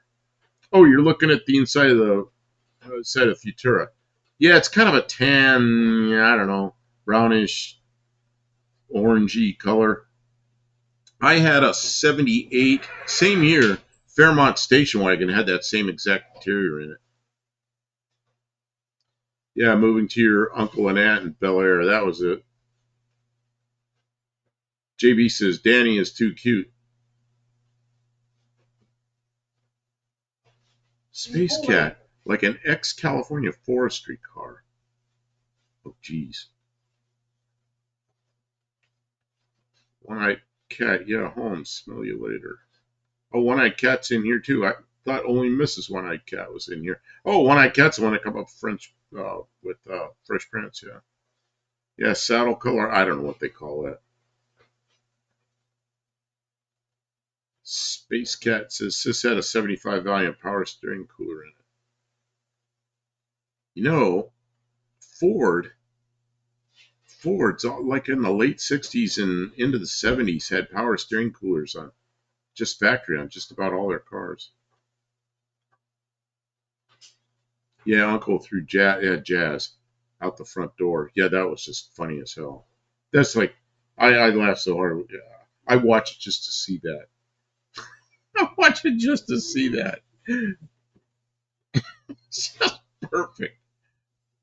Steve Edwards, I think the chopper pilot went crazy and flew into that jet. I guess they'll find out. You know what happened? Yeah, there's a couple of things happened. He was 100, they're limited to 200 feet. He was about 300 feet.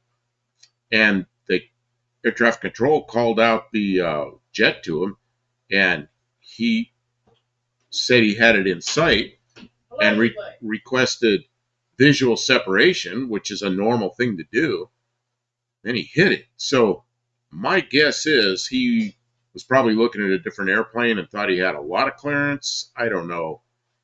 He definitely made a mistake. The jet was exactly where he was supposed to be doing exactly what they were supposed to be doing. And my guess is they're gonna give the air traffic controller some crap too. But yeah, really unfortunate. They, you know, I, I've had traffic called out to me many, many times, and when you have to provide visual separation, you your response is you have them in sight, have the traffic in sight, or I have the jet in sight, or I have you tell them you have it in sight, you provide visual separation, or you say looking. If you say looking, man, then the air traffic control can't rely on visual separation, and then they've got to do something about it. And I've used both phrases, and when they call something out and I don't see it, that's when I'm like, uh-oh. And then you get a call like climb immediately, descend immediately, you know, level off immediately, maintain altitude immediately. You hear immediately, you better do something immediately. But so that's where they'll get the air traffic controller, maybe, I don't know. That's a really sad thing. And there is a corridor right there along the river, but it's for helicopters, and the ceiling is 200 feet. And it looked to me, if you watch Blanco Lario, he goes over it. It looks to me like the helicopter was a little bit high, 300 maybe. Paul Pachui, that brown almost looks like the brown on my Omega. Google says U.S. military is the biggest buyer of glitter. I don't know. Max, which just Dashley might have Two Hacks Garage.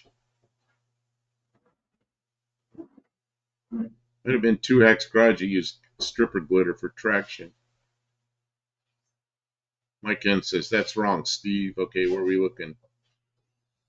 Now, he didn't go crazy. He made a mistake. It's tight traffic in there. I mean, 100, 200 foot clearance, vertical clearance is not much. And, yeah. When I come downstairs, closing up shop, be upstairs under Mrs. name. Okay.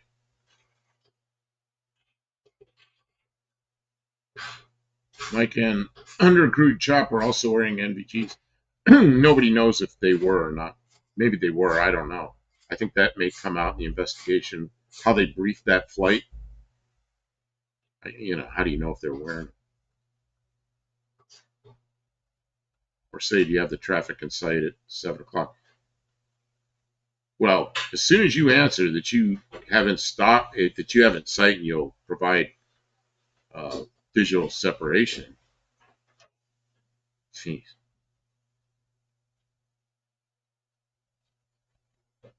Let's see here. The most expensive Epic Glass metallic green boat paint was All Grip. It had German specker fish scale like inclusions in it. Oh, so it was probably kind of like, what do they call that? Pearlescent looking.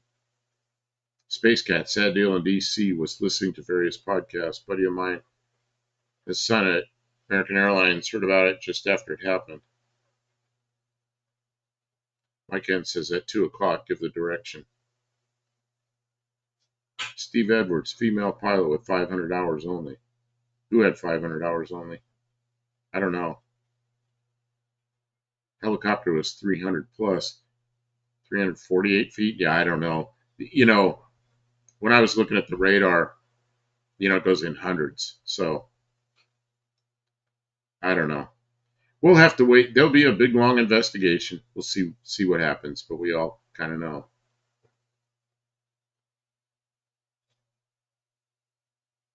The problem is they usually have a separate approach controller and helicopter controller. They've been purging the employees, so I don't know about that. Plane coming down and helicopter up too high. Yeah, that's basically it. And the helicopter pilot said they had the traffic in sight. And obviously they didn't mean to run into it, so I think he probably had a different airplane in sight. There were other airplanes around, but they were much further away than that, so yeah, it's a convergence of multiple failures that led to the accident. It wasn't one single thing. Well, that's usually how it works.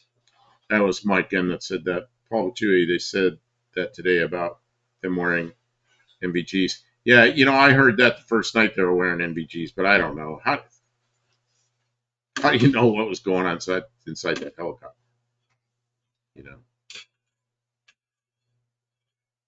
Yeah, the recovered black boxes, they will figure it out in a few months. Well, the thing with the military is, uh, I forget what they call it, military investigation. But my guess is uh, that they will not make that all public. The military makes part of their investigations public usually. Of course, this is such a high-profile case. They may, but they may not. I don't know. Who knows? I think we all kind of know what happened. Terry Mott says a medical flight crashed in Philly earlier. Oh, same day? I've ever seen something about that. Flying to Dulles instead. My son went through Dulles just a few hours before that happened. Man.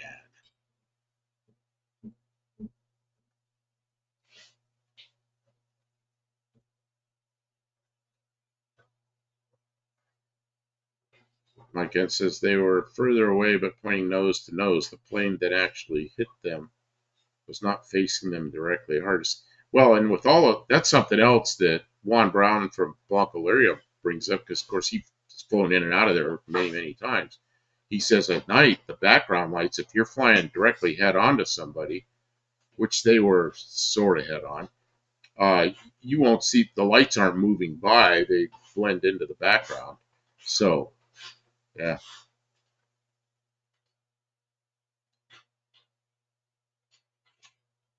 Learjet in aluminum shower mode. I don't know what that means. So, Kim, what else is going on there? I'm just cleaning and lubricating everything in the store, so it hopefully will kind of. I mean, I'm barely watching you, but I'm kind of watching you. Okay. But I can because I'm watching the chat. The what? The tracks and everything in the store are all gummy. They don't They just don't move very smooth. Oh, see, oh, I didn't even know she. Now I see what you're doing. Yeah, you took the door card off. And Yeah, it's easy to take off. look, there's a place there for speakers. There Not that I want speakers in there. There's a place for speakers. And this door is full of junk, too, so we have to get the vacuum out. Oh, we're going to listen to a vacuum. I won't do that while we're streaming. How's Really? that sound? You know, it's weird is I can see a mustache hair sticking straight out. It's driving me nuts. Oh, why do I have a mustache hair sticking straight out? That's crazy. Ooh. It's like sticking out here. I can see it. I look in the video and nobody else can see it. You know, harder to see landing lights. Harder to see any lights when they're coming straight towards you because you don't see the movement. See, Kim has a dead Subaru or just for sale. It is a Subaru that she redid the engine on it twice, and now one of the cams has seized again. We think. Broke the timing belt again, so that's probably what. Last time we had it out was because it seized the cam, and then we had to. Yep. I just don't know what I'm doing with Subarus, so I messed. So the Subaru's there. It's a pretty nice car. Interior's nice. It's got a lot of miles. It's got like over 200,000 miles. It's a 5-speed manual transmission. It's got good tires on it. It's not rusty. Yeah, I mean, it was kind of a cool car, but I don't really have a need for it. It's not my dream car, and it was just giving me too much grief. So let's see here. Space Cat says, "Miss my '69 360 van." Would that be a Dodge van or a Subaru van or, oh god, a '69 360 Subaru van? People have to look that one up. What is Kim lubricating the window with? Motor oil. She says motor oil. Regular oil. Do you see what it says? Dimethyl ethyl. Could be long. So Buff. Could be long, sir. So Buff, a few hours ago, a medical help crashed in Philly. Oh, that was just a few hours ago. Oh, that's why somebody was saying something about Philly. Man. Oh, boy. It's just bad, huh? Wonder what happened there. I had a friend that used to do that, taking off from tops of buildings. He says you get the rotor out. You know, part of the rotor's in ground effect over the building. Part of it's not. He says that's extremely difficult. So I don't know. Who knows? This guy I know, he's a light flight pilot in Louisiana. Might be in New Orleans area somewhere.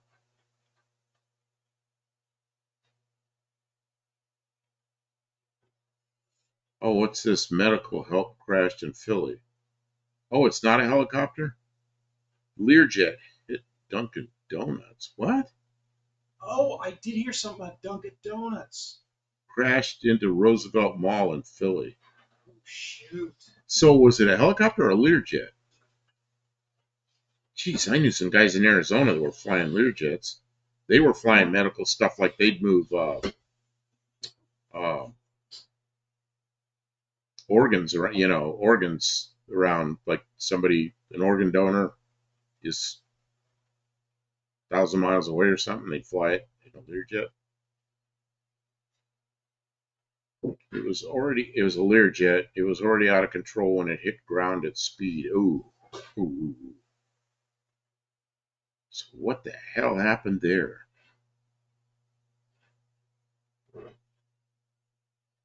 I use motorcycle chain lube for window cranks. Goes on wet and thickens. Yeah, we don't have any of that here. I used to have that around. That spray motorcycle oil, chain oil. I think it's gone. I think it's all gone. Oh, that hurt. Lear 55, they said. Lear 55 is a newer, well, as airplanes go, it's a newer one. That's a big one. That's a big Lear. Yeah, massive fireball, I bet. Oh, jeez. It hit in the city.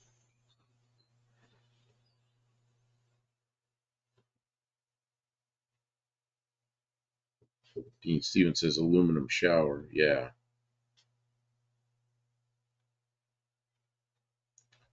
Space Cat says PJ1 lube. God, I used to have a spray can of that chain lube, but I haven't seen that for a while.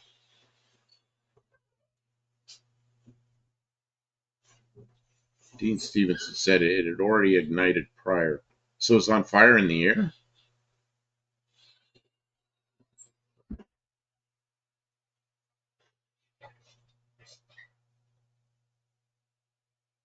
KJ Guiley says spray graphite lube. We don't have any.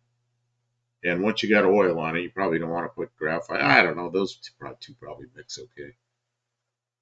What do we have here? I don't know. She'll get it working right. It'll be better than it was. It'll be way better than it was. And it's the passenger side, so, it'll go up and down sometimes. Dean Stevenson says affirmative. That means it was affirmative on it had a fire in the air.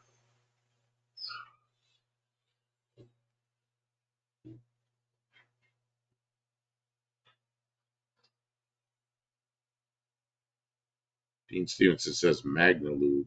Any lube is better than it was. That's right, because it was. That's right. It was lubed with dryness. 47 years of dry.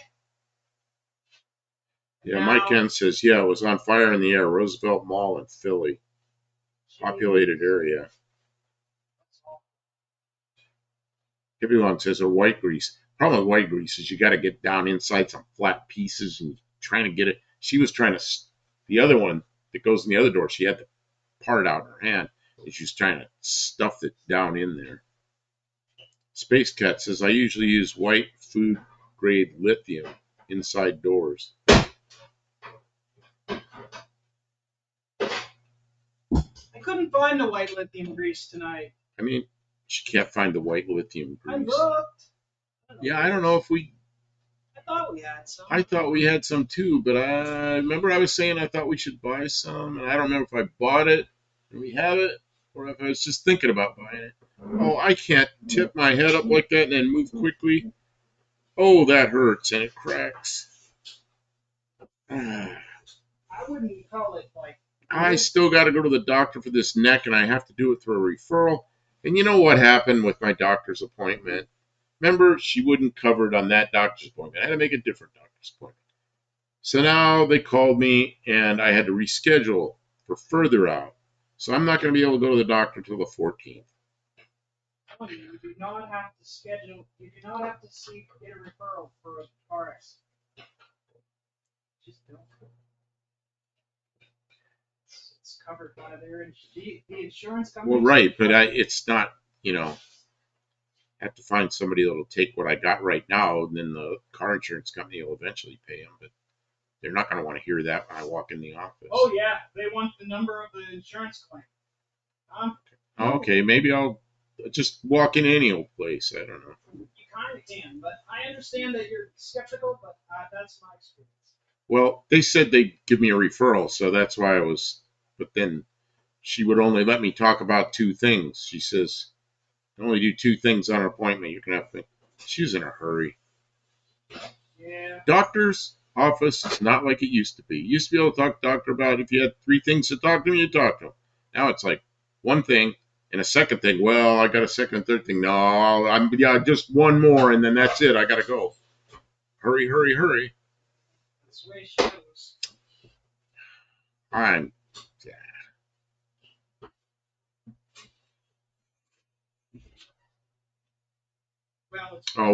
White lithium food grade comes in spray cans too. Yeah, we have a spray can of it somewhere around here. We have a spray can. We do. Okay, let's see. Mike N says, I hate messing with windows and doors, rails, runners, gears. Hippie Long says, it looks smooth, Kim. Yeah, they're watching you in there. I mean, it's better. It's just not great. Some of it, too, is that now that fresh rubber pushing in, it's messing up this track right here. So, it's bending it a little.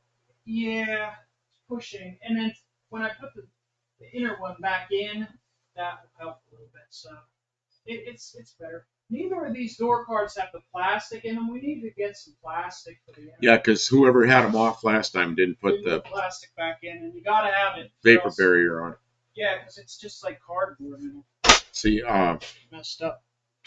Tim says I have a can of spray white lithium grease I use when it's in places I don't get into for a while. Hippie Long Buff, do you use the VA? No, I do not. I have friends that do. I have one friend that uses the VA a lot. It's really sad. This guy's got heart problems. He's had heart surgery. There's medication he has to be on. And it's always late by a lot of time. Not like a day late, like many, many days late. And he complains about it. I got another friend that really likes the VA, but he complains about problems. I don't know, just the whole medical industry's like that now. A lot of people, they complain they don't know what the alternative is like, though. Like regular private medicine is not so hot. I'll tell you where medical's good. Just walk into Mexico. It's wonderful. Yeah, that's what and you go saying. Look and the quit telling people to go to Mexico. The doctors all have diplomas, most of them from the U.S. Streets are paved with gold. Speak English, and you know what? I walk in and I never had problems. And here, I have nothing. The women are pretty. Yeah, women are all right. They wear tight pants. They wear tight jeans. The cars are better. They have some cars we don't have. Cheaper. As you know from Mexican Spec, they have some cars we don't have.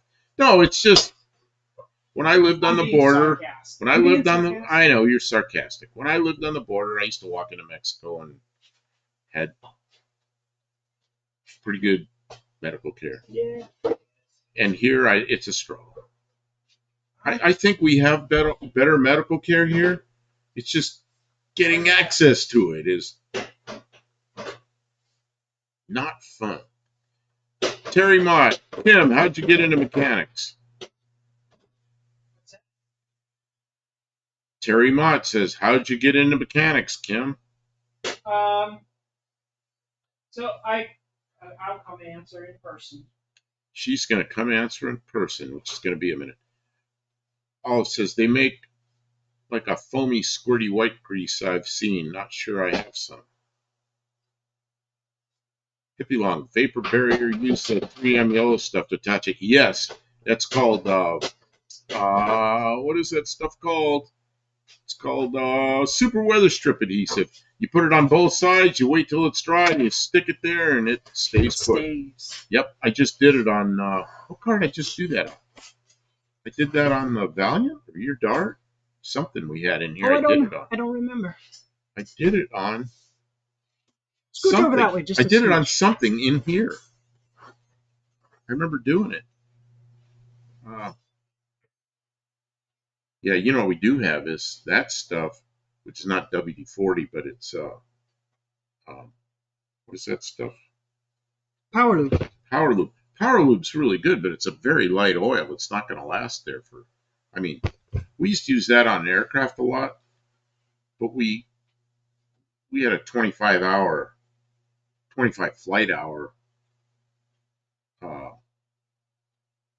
Every 25 hours, it lived all those points. So I never worried about it going away. But you put that inside a door for 10 years, it's not going to be there. Okay, so who asked what got me involved with cars? 1126, Terry Mott. Thank you for asking, Terry. I was responsible for, as a kid, for mowing the grass at my grandmother's house down the road, and it was just a small lot, right? But the lawnmower, it sat in the shed all winter, and every spring it was a pain. So I was responsible to get that darn thing started. So I learned about fuel systems, putting fresh gas in and getting it started, checking the spark plug, stuff like that. So that's kind of how I got started. How old were you then? Oh, I don't know. 8 or 10 years old. Yeah, that's how I was. I was pretty young. And then my brother gave me my first car at 15, and it had a bad water pump. And what was that? It was like an 82 Volkswagen Rabbit. A little 1.6 liter gasoline engine in it. But the thing is we lived 45 seconds. Commercials. We lived out in the suburbs, so there was like nothing around except housing plans, and everything was really spread out because there's a lot of space out there. It was like farm country, right? Like if I walked across the street and through the backyard of the neighbor, and I walked down a hill, I walk about a mile, and then I hit a cow pasture, and then it was about 3 miles across the cow pasture to the school, to the junior high school, and then there was another housing plan over there. So that's how far it was between housing plans. So, ads, I think. Ads coming up. Said they're coming. Yep, ads. all right. If you're here in between ads, hey, you're still here. I think we got to give them at least like 10 seconds for ads. 10, 15 seconds. Yeah, because a lot of times they make you watch the first one. You can't skip it. Can't skip it. That's why I give them a little time. Buddy had an old Rabbit diesel. Okay. Oh, I owned a Rabbit diesel, but that wasn't my first car. Okay, so back to your story. I wanted to go places and see my friends, and they lived too far away, you know? And so then sometimes both my mom and dad had a car, but not always. Like there was a lot of times where just my dad had a car and he would go to work. So then we were stuck at home, you know? And so it was like I wanted to go places, I wanted to hang out with my friends, and it was too far to walk, it was too far to ride your bike, you know? The roads were it was really dangerous to ride your bike on those roads because they were really narrow and dark, and like the gutters were like you couldn't ride your bike in the gutter, and if you rode on the asphalt, you were just asking to get run down. I mean, people were. So what's this got to do with your car? Oh, that's why. That's how I got into mechanics. Is I wanted a car, and we didn't have a lot of money, you know. And so if I wanted a car, I had to buy one myself and pay for the insurance. And so I started working a job, and then I'd get an old car, and I put brakes on it, and fuel lines on it, and brake lines on it. And, that's a typical Northeast car. Yeah. Fuel lines and brake lines. Patch rust holes, get it through inspection, you know, and annual inspections are required in Pennsylvania, and they do emissions. So the engine had to run pretty good. It had to have a complete exhaust system. It had to have good brakes. And if it didn't, you didn't get your sticker. So first taste of freedom. I had an 09 now with the 2.55. So, the 5-cylinder is kind of a rare kind of Volkswagen, isn't it? What an odd bird to have 5 cylinders. But yeah, that was my freedom. That was my freedom so I could go to work. I could have a job. That's how I was. I had a car so I get to work, and I needed to have a job so I could have a car. It's a vicious circle ever since. Yeah.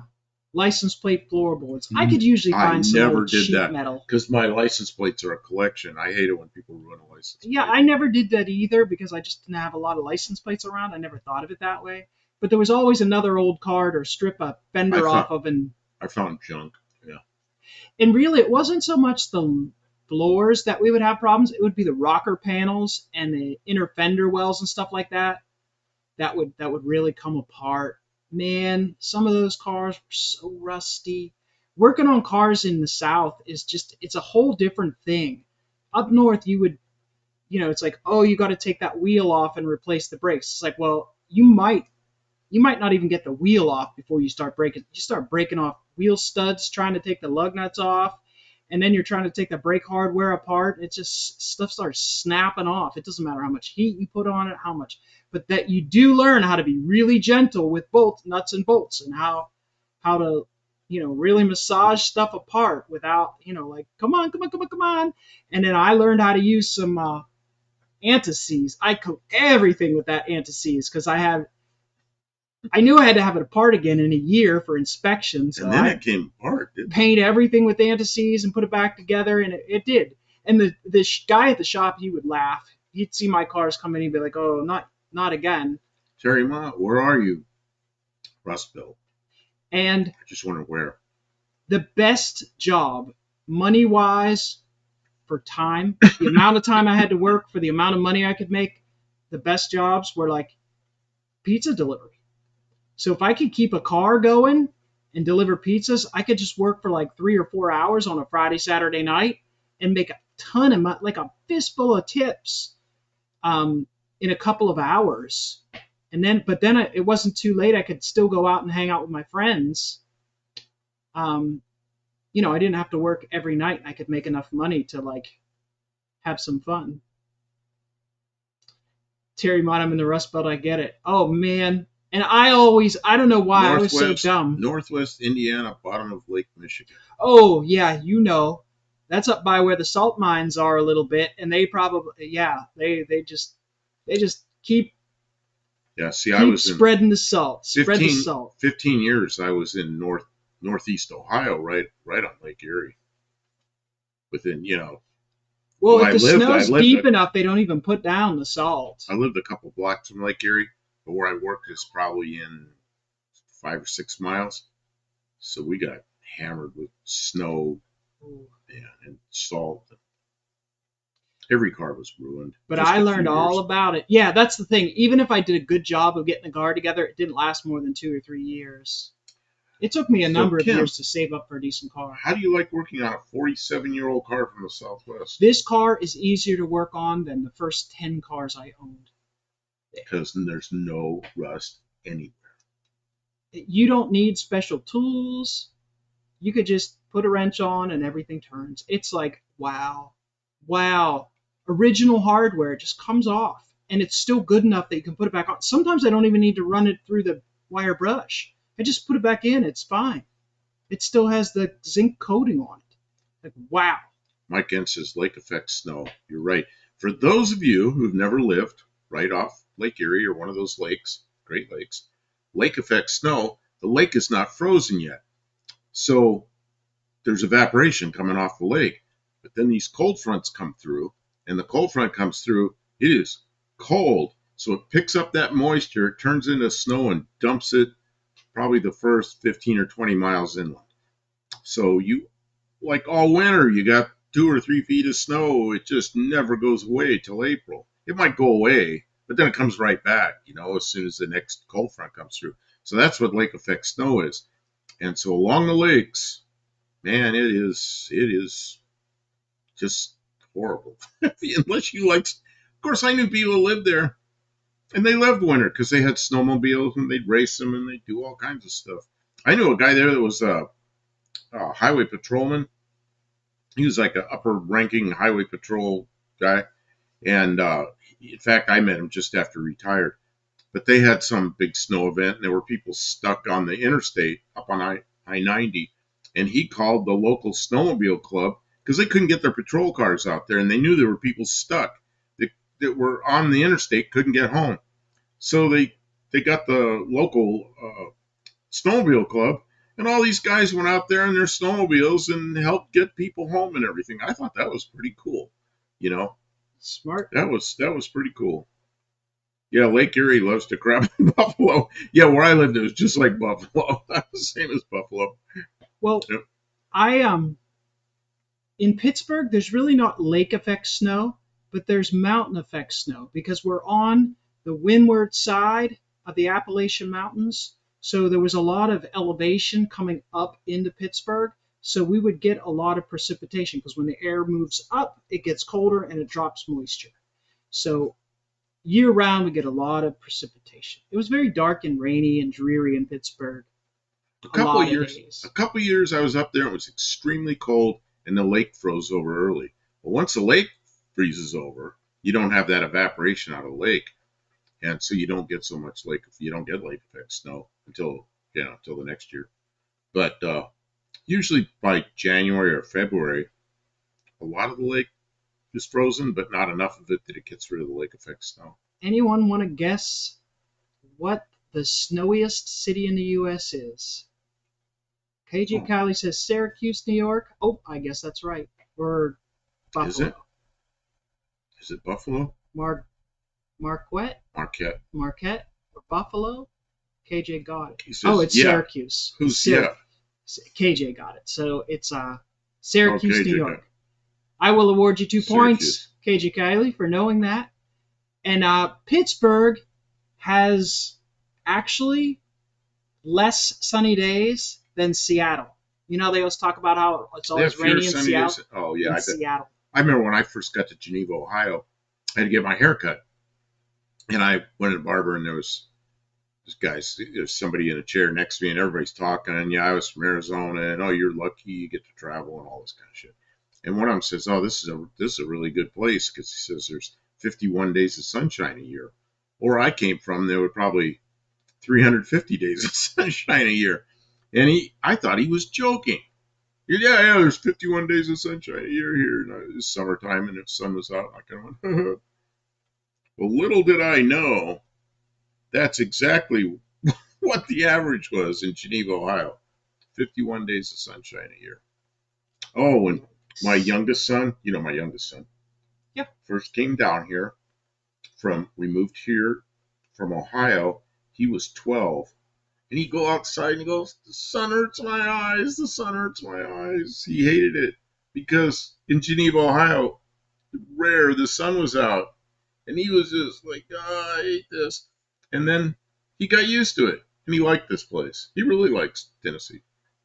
But at first, the sun got in his eyes. I like it here. Even though it was cold for a couple months, it's only turning into February and we're already got some relief from the really cold. We'll probably get another cold week here. What's this? Dean Stevenson, Alaskan City, Valdez. What's that all about? I thought that was an Exxon boat, the Valdez. Alscan. He says Alscan, which I think was maybe Alaskan. Oh. Hippie Long. I lived on the east side of PA. I've been over there a little bit. The eastern end of Pennsylvania, if you get out of the mountains, did you ever go up the Duquesne Incline? I absolutely did. I actually lived up on the backside of Mount Washington.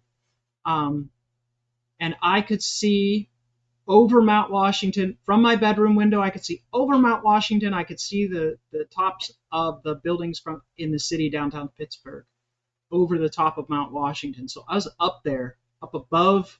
It was actually above Mount Washington on the hill, on the next hill back, because after the top of Mount Washington, it drops down again and then goes back up, and I was up there. Hippie Long says, I have lived all over. Seems there's 3 months of sucked everywhere or anywhere. Yeah, No, Pittsburgh has like about 5 months of and absolute suck.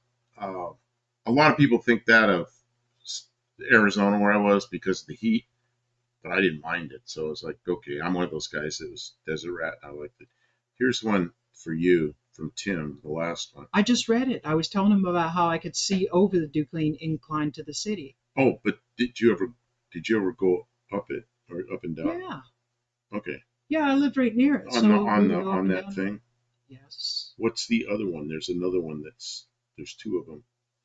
I don't know. It might be the Mon Incline. Because there's one I went on and one I didn't go on. How'd you pronounce that? Duquesne. Duquesne. Yeah, that's what it looks like. Duquesne.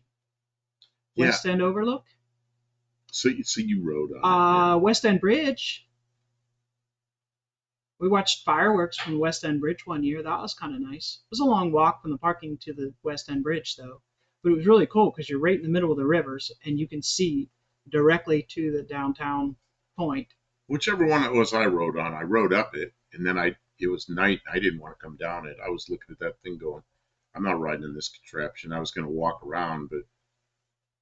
The Mon is the other one? Yeah, what's the other one? It's Mon.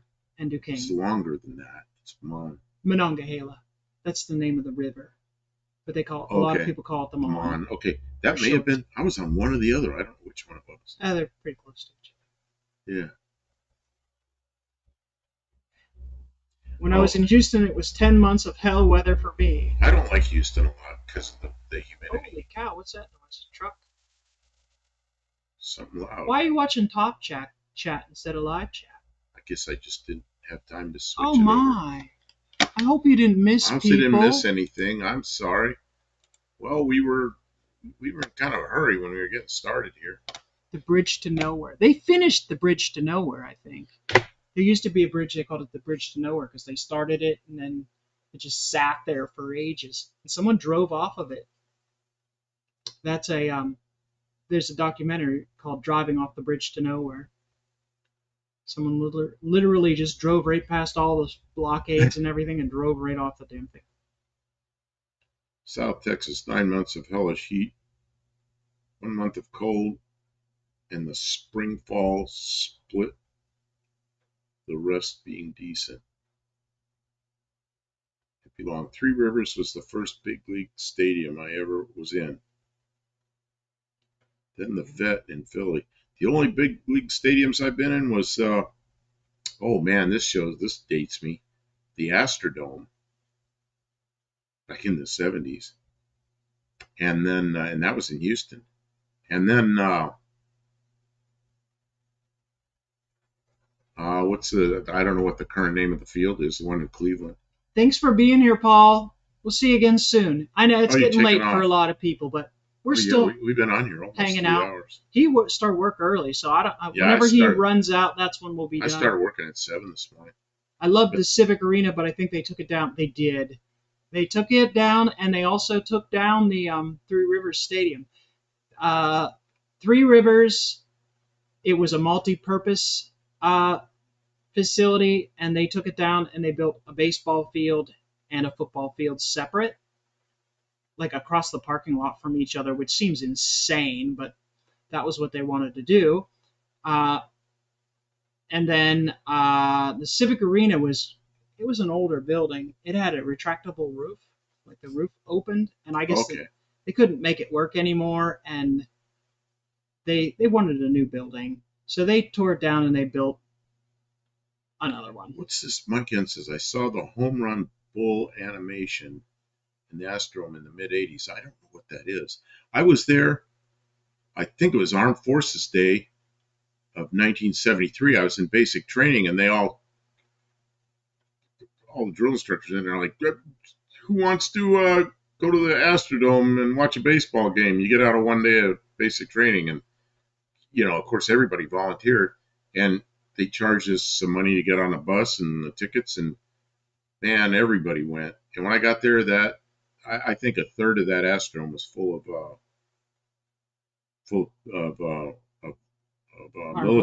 military people. And not just from where we were from. That place was packed with military people. That's cool. And it was pretty cool. So I got to go to the Astrodome once.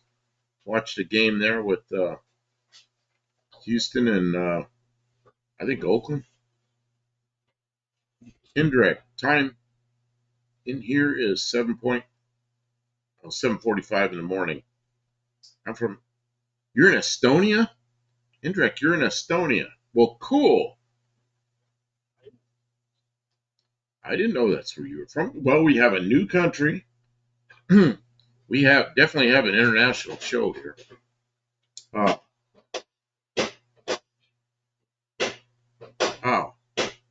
So, Indirect, you're into cars. What kind of cars do you have there? What's a cool car to have in Estonia? I know what car I'd be looking for, but I don't know if it's good or not.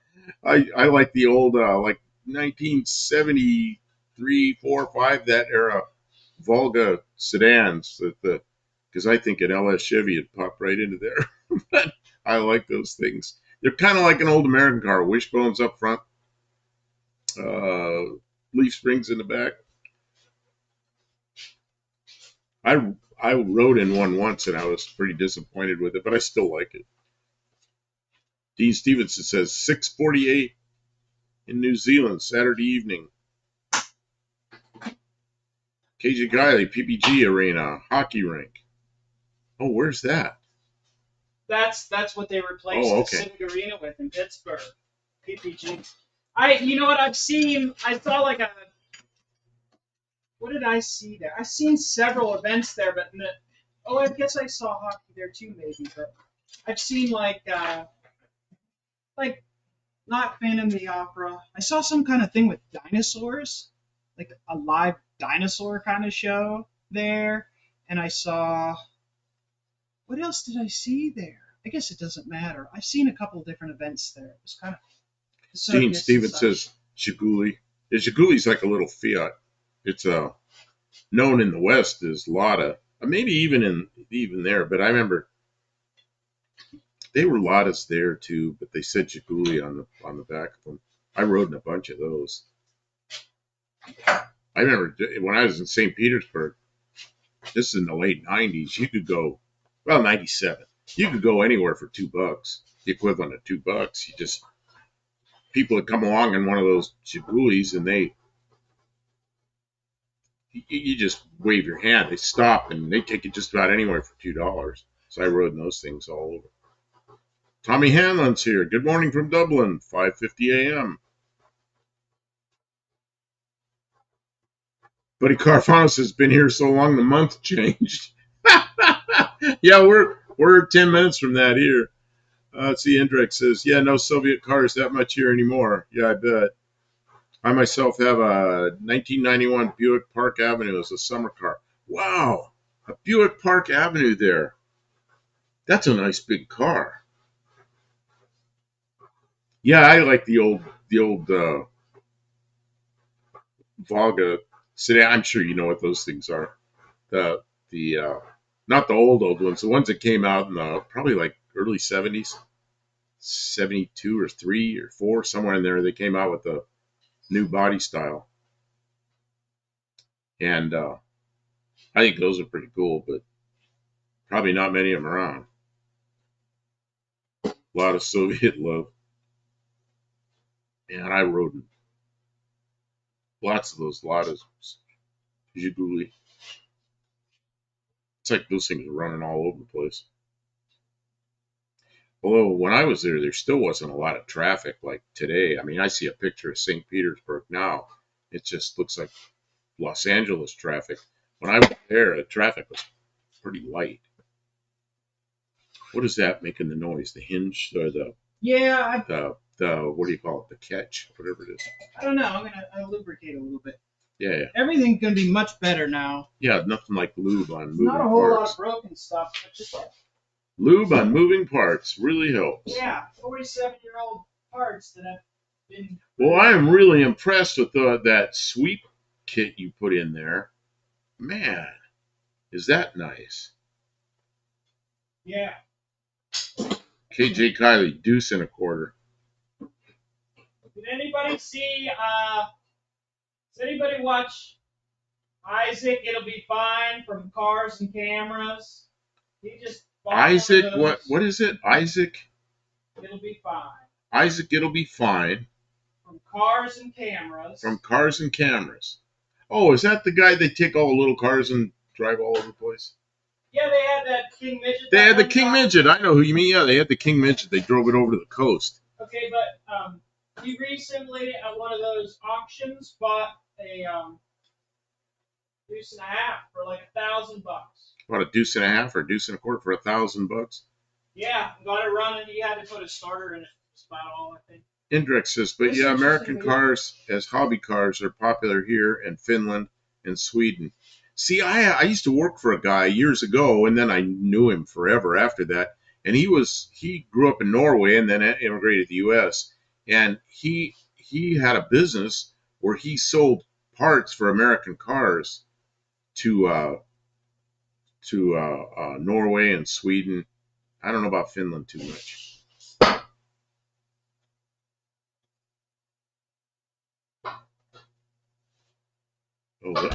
Oh. Yeah, you hit some wood. I don't think it hurt anything. Hit it.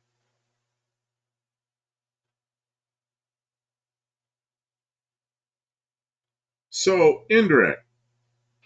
What language is the common language now to speak in Estonia? Are there still a lot of people that are there speaking Russian, or is that like try to discourage? I'm just wondering how that all went. Of course, Russia, that's Soviet Union's like, 35 years ago now. Lesto the Saber says, I watch Isaac. Yeah, there you go. Tommy Hamlin says, hello, Sumi. What's that? That's Finland, isn't it, Sue? I always watch that channel. I don't know why. I like that channel. I always forget about it, Oh, it says, hey, Tommy and everyone I missed. Sometimes he's a little bit dry and it goes on and I just fast forward so I can see what happens. I do that with everything. Impatient. Hippilon, I called my friend in Finland in May. The ocean is still frozen. There's a really small YouTube channel. I don't think he has but some hundreds of subs. And he's a guy that he listens to radio worldwide, and he's up in the very northern part of Finland, and he's got like a 400 meter antenna, big, long, not up in the air, just long antenna. And he listens to radio stations like from Korea and the U.S. and he plays it on his YouTube channel, just short clips of it. And so I've corresponded with him, so because if hardly anybody's watching him do this stuff, So, but I thought it was kind of interesting that a guy in northern Finland could listen to radio stations, like AM radio stations in the U.S. and Alaska and Japan and Korea, North Korea, all over the place. The guy's amazing. And most of it's just this big long antenna he has the room for, and the lack of electrical lines, interference, buzzing noise. Although he has some electricity up there. See, Tommy Hanlon, I'd love JE some rust-free opals. You guys have a few. Yeah, Steve Edward Shortwave. This guy that's northern Finland isn't using shortwave. He's listening to AM radio and the long wave, what's below, like the 100 to 200 megahertz or kilohertz, 100 below AM dial. And that's what he's listening to. And it's amazing, because at night he can hear this worldwide. Because I'm an old DXer from AM radio from when I was a kid. And that sounds good, Kim. Yeah, it's feeling pretty good. Yeah, it's going to be much nicer ride with Windows. Yeah, now we got to do what we got here? Swap. Oh, yeah, there it is. Check out. Dean Stevenson says shortwave. Well, see, shortwave, you can hear worldwide all the time. Check out the sweep on this door card. Feel first of all, it's all busted off over here, but feel right here where it's supposed to be soft. Push on. Oh, it's hard like a rock. It doesn't have any give at all. It's just there's no give at all. What holds that on there? Staples. Oh, you got to staple that off. Staple back on. Oh, so you haven't done that yet? Nah. Well, it came with staples, with no staple gun. I think you have to smash them in there yourself. The holes are already says long wave. Stamped for it. Yeah, the guy listens to long wave. And in the U.S., we have the only long wave stations are some old navigation beacons, and there's still a few of them around. They're fairly low power. I used to go out in an airplane just for the fun of it, navigate with the old long wave beacons. And it was fun to do it, just go out and do it for an exercise, because it was hard to do. Instead of using all the modern stuff, GPS and all that, go out and just do it the old way. And I got good at it.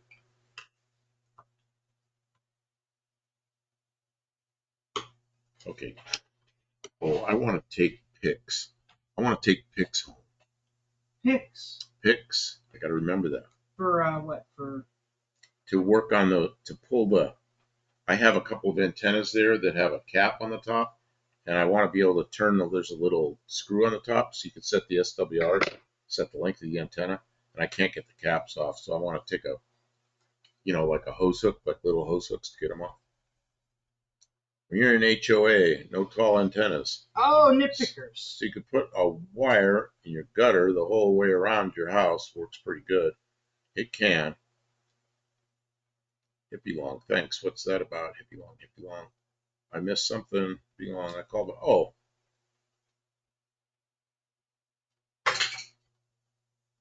Steve Evers, the sweeps for the fair. Oh, vet were already mounted to the door panels.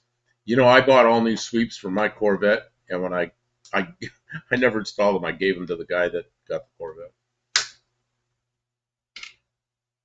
This is going to take a minute. I can tell. This is hard work. Let me have one. Oh, here we go. Commercials.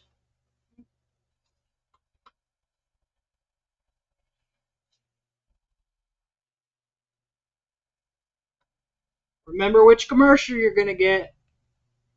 I'll give everybody who tells me who gives you a commercial, I'll give you points.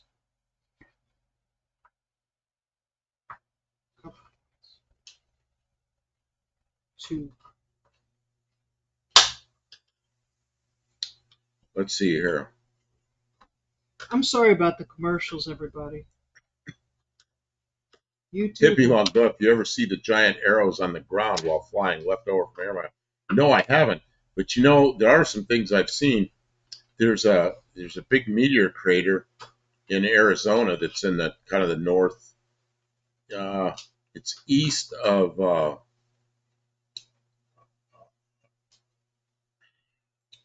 can't I pull names up?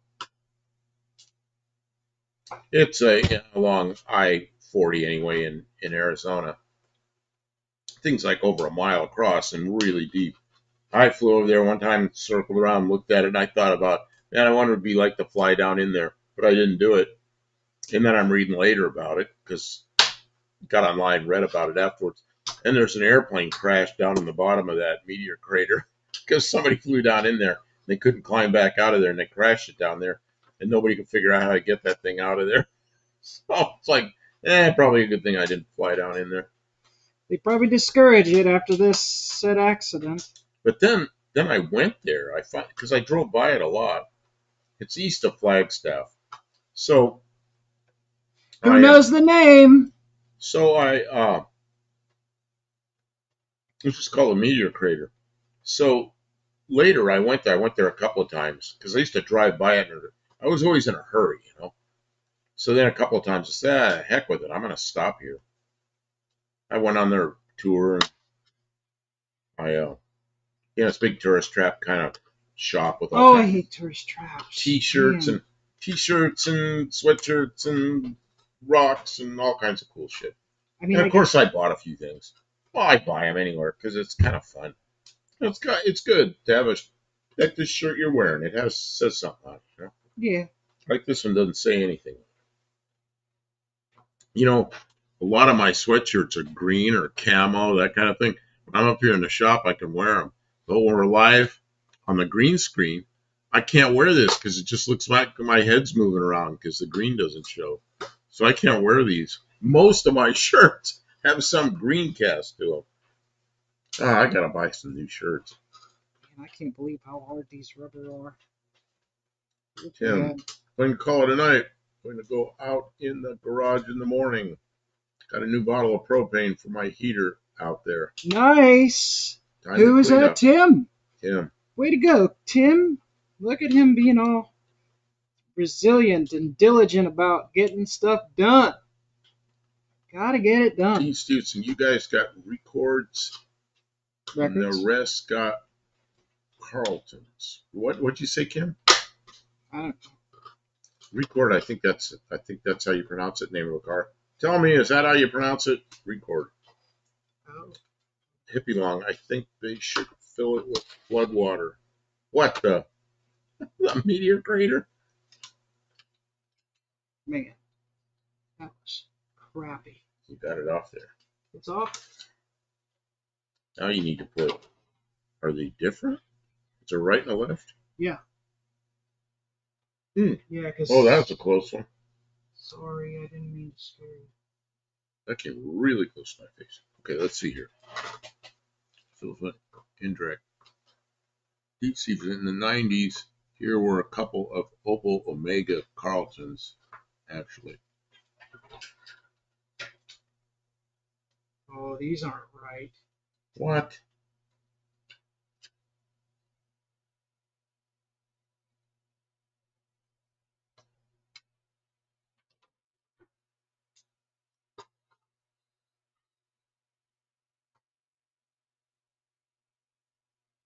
They're too short?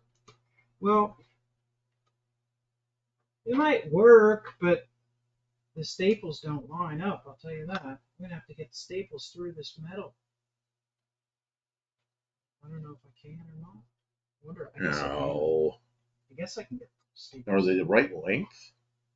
Yeah, they're the right length. Okay, because I thought it came up further. No, they're just... Okay, let's see here. Gene Stevenson. Twilight Zone station arrows still exist, some in built-up areas. Tim, still have snow on the truck outside. Later. Indirect. But yeah, records were very popular, yes.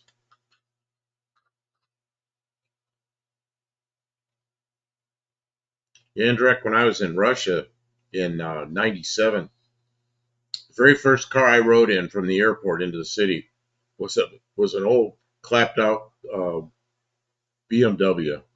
Where is the staples? And it didn't have any seatbelts in it. The guy had cut the seatbelts off because they didn't want to wear seatbelts.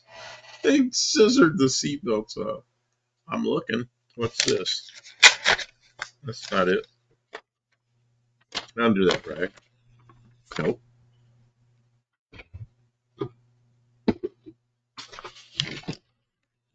Did you put them back in the box? No, I handed them to you.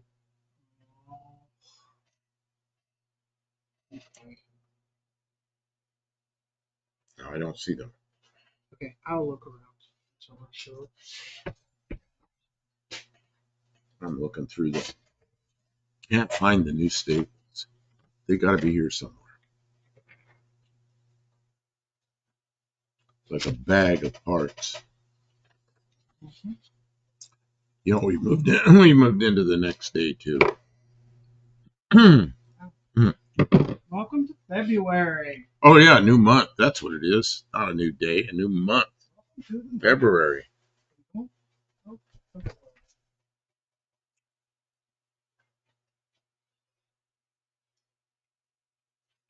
What is this here?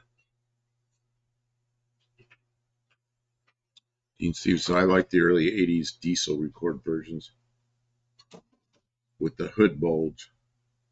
Comprex version 2. Tommy Hanlon. Yep, the owner. Fred Armstrong was a famous race driver in the day. That's it? Okay, they were right under that. He drove high-spec Opel Ambassador. Oh, it was an Opel. Excuse me. There was an Opel Ambassador. Here there was Rambler Ambassadors and AMC Ambassadors. And then Senator Opel Cadet was Opel's lowest spec car. Vermont. Hey, Endrek, we have metric and SAE tools. What do you guys call American-sized tools? Oh yeah, what year? Oh, Endrek has a 91, so that's going to be all metric. Dean Stevenson, AF. Dean Stevenson, you heard something drop earlier. Oh, we got it. Yeah, what dropped was over here somewhere. I don't know what that was. Something moved. Oh no. But you're right. He's got a good memory. Patrick Sullivan, January flew by. Yeah, it did. But you know what? That was a cold January. It wasn't as cold as last year or the year before, but it was cold. And man, February's here. Last day of January is 65 degrees. Pretty nice. Dean Stevenson, and it's supposed to be in the 70s. Tomorrow's supposed to be 50 something, and then after that, 70s. Man, that's the February I like. We still probably have some cold weather, but I bet the real harsh stuff's gone. Dean Stevenson, we had an Austin Princess hatch called a BL Ambassador. Patrick Sullivan. Yes, indeed. You're right. What you thinking, Kim? Think Oh, you I had have to enough? figure out a way to. Yeah, I got to Well, figure what's out a way good to is it's fix late, that. but I don't have to get up. Yeah. I don't Oh, have I'm to. not even I in don't have. extreme. I don't have to be. Oops, I'm sorry. Are you cold? Do you want some heat? I'm not cold actually. Okay. Um, It's really nice. That Look at the current. temperature in here. Yeah. 72 degrees in the shop. Yeah. 72 Fahrenheit, not Celsius. And it was Fahrenheit. way too hot over on the other side of the car for a while. Tommy Hanlon, the Princess Ambassador, was sold here too. See, I'm gonna have to look that up. I don't even know what it is. I was going to run the vacuum cleaner, but I don't have to do that tonight. I could do it tomorrow, but I can't do it during the stream. And I realized that once I was done with that, I wanted to put this back together, and I can't because I have to figure out how to apply that. And I thought that since the staples were pre-drilled, that it meant that it was just going to go right on. And then you crimp the staples over. But no, they're Nah, in the and that wrong does seem place. strange that they would have exact placement for staples. But I don't know how I'm going to get the staples to go through that metal. I find it hard to believe that you can punch that metal with staples. We'll figure Oh, something says out. Kim, do they maybe intend you to use the new holes in case the old ones tore out of the door card? Yeah, I just don't know how Did I'm going to these get have these little them? staples through steel. Yeah, because door card has steel in it. Yeah, this the old one was stapled to steel. So I don't know. Maybe I can punch them through the steel Oh, with a hammer. pretty car file. Tomorrow's low, 2 below. Can't wait for summer. Yeah, yeah. When I lived in northeast Ohio and in Pennsylvania, it's only 500 miles north of here, but what a difference in weather down here. We had last 2 years were kind of cold, and when Kim moved down here, I told her how much nicer it was here, and she's like, she thought I was nuts because it wasn't any nicer. But this year, I think it will be. This is more like a normal year for us. Oh, it says to drill. It says to drill them with what little tiny drills. 72 degrees, keep on working. Yeah, it's 72 degrees in here, but it's after midnight. Oh, it says I've fallen behind the stream, I see. Mike N, I just saw some more footage on the Learjet crash. I didn't see any fire explosion in the air. It was powered flight into the ground. Kind of looks like spatial disorientation in the suit. Oh no. Yeah, Bruce says drill holes bend the staple. Yeah, I got to get tiny drill bit. Be gentle. Look in that. There are some of these drill indexes still have small drills in them. I And I know. was just looking at what I'm going, I got to replace some of these small I drills know how easy it is to to damage a bust them. little Yeah. drill. And those are split points, but when they're that small, they're not real good. Yeah, and I'm sort of tough on the tools. You know me. You use the tools. I mean, I get a lot of shit done, but Yeah, but that's it's okay. always the tools feel the pain. Tommy Hanna's staple measuring guy was top man on the production.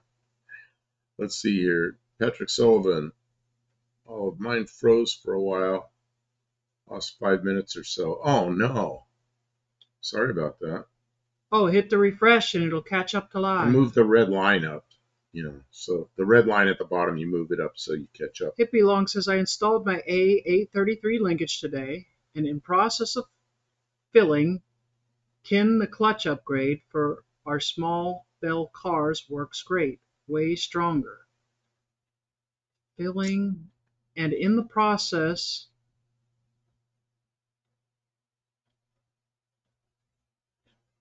some type of clutch upgrade for the 4-speed for a small bell car. Oh, I don't know what kind you used. Use rivets if staples. Oh no, they already got the holes. It actually has a little picture of a rivet with a circle and a line. It tells you not to use rivets. Don't use rivets, it says. Although rivets would work in this. Yeah, They would, but it might bend it. you'd have to use aluminum rivets, but my rivets are 1/8 inch. I might have some really tiny ones, but I mean they say not to do that, so let's not do that. Oh God, you gotta drill holes. Only about maybe 10. I can drill 10 holes. I don't care. I don't care. It's not hard. There's 8. Yeah. Yeah, it's not like it's not earth-shattering amount of work. I'll just drill the holes and bend over the staples, and then it'll be exactly the way it should be. Good deal. Good deal. Velcro? No, it'll pull off and it won't line up right. The staples will do it. Will do a nice job. All I have to do is drill some holes. It's not like strong metal, but like I was thinking I was supposed to like hit them, and I knew they wouldn't punch through that metal. It's a little too thick for that. Man, thank you so much for working on my car. You're just like going like crazy on it. I'm having fun. I like working on cars. You like working on stuff. I do. You dove into those doors and you never seen them before, and I think you liked it. I don't know. Oh yeah, yeah. And I liked rebuilding the carburetor. I fix things. It's some of the things I do. Kim fixes things. Yeah. No, it's crazy. It's like Buff sits on his ass and chats with people. I think everybody knows, but if you've never been to my channel on YouTube is Kim Fixes Things. And when he's not around, or if it's just something he's not involved in, then I put the stuff over in the other channel. And it's growing very slowly because I don't put enough. Like, he makes shorts every day, and that helps this channel grow. And we do all the live streams on his channel. Oh, I got a short down. I got one short. Yeah. So, yeah, so his channel's growing, but if you want to check out my channel, there'll be more stuff about the Dart before too long. Maybe on a really rainy, cruddy day when I don't feel like doing anything. But I spent all that time putting that cam video together for this channel, and I haven't got back to any other video editing. What's this? Oh, well, we're replacing the window felts, and the inner window felts are stapled to the door card. And when you put the door card in, they like go up over and hold the window out so it stays in the track properly and doesn't rattle. But they're attached to the door card with staples, and the part of the door card that goes over the door and latches in is made of metal, so you have to staple these to metal. The other ones were like fossilized and not good. And the doors are something like very integral to a car. When there's something wrong with your door, you notice it every time you get in and out of your car. That's a lot, for a daily driver especially. So the driver window was busted, so we had to get into that door, and we're waiting on the little slide thing that the bar that pushes the window up and down. It has a special like plastic slider thing, and it was busted and not reusable. And it's just a cheap little thing, so we're just waiting for that trinket to show up. So to keep busy, I decided to take the door card. Well, and because we bought a kit to replace all the door scrapers, all the door not scrapers. They call them sweeps. The door catalog, sweeps. they call them sweeps, but they're the seal on the outside of the window and the felt on the inside that keeps the window from rattling and seals the water from going down in there. So yeah, Tavo came in and says he's been AWOL for a while. What are we trying to reattach? Yeah, it's the sweeps to the inner, to the door card. So making it so the windows go up and down real nice. We took the tint off because we didn't really like the dark limo tint. We still have 2 windows to take tint off of. They had that thing tinted as close to black as you can get. And lubricating all the latch mechanisms. In the daytime, I couldn't see out of it very well. The hinges, just because the car's not really worn out, but 47 years is a long time. Got a lot of little stuff. And these rubber pieces are real fossilized for something that's always getting moved on and worked on. So I don't have the name of the place in my head right here, and I don't have the reference. It doesn't say on the box? Oh, maybe it does. Here, I want to give these people a shout out. A shout out because it looks like pretty decent parts. It came from Convertible Top Specialists. Yep, there we go. Citrus Springs, Florida. Convertible Top Specialist. They're online. Their listing's a little weird because it listed this as a Fairmont Fastback, which it isn't really a fastback, but I thought, I bet that's what they mean. So I called them on the phone. The woman didn't know anything. She got a guy on the phone that knows the parts, and he looked at it, he goes, oh yeah, that's the one. It's for the Fairmont Futura Coupe and Mercury Z7. That's the one you need. I said, you have them in stock? He goes, we have 6 sets in stock. I said, okay. And he's at www.topsdown.com. Topsdown.com. So I ordered them, and it's free shipping. Anything in the U.S. is free shipping. It was kind of expensive. Anything in the U.S. is free shipping. So, man, I snapped that up. I mean, custom, it's custom fit for this car. And it came with, the clips were already inserted for the outer, but the inner one's got to be stapled. So it came with the staples, but you got to drill little holes, which we can do. We have drills. It's no big deal. And they're even printed for the staple holes. So, I mean, yeah, you can't complain too much. It's going to work really good. And he wants to use the car a lot. The motor, the transmission are in great shape. The carburetor's good now. The fuel system seems like okay. We ran several tanks of gas. Now, the worst thing on this car is the heater core. And then I knew it needed air conditioning compressor. And at some point I'll do that. The heater core is a pain in the butt. I don't know why we didn't do anything on the heater core the last couple days.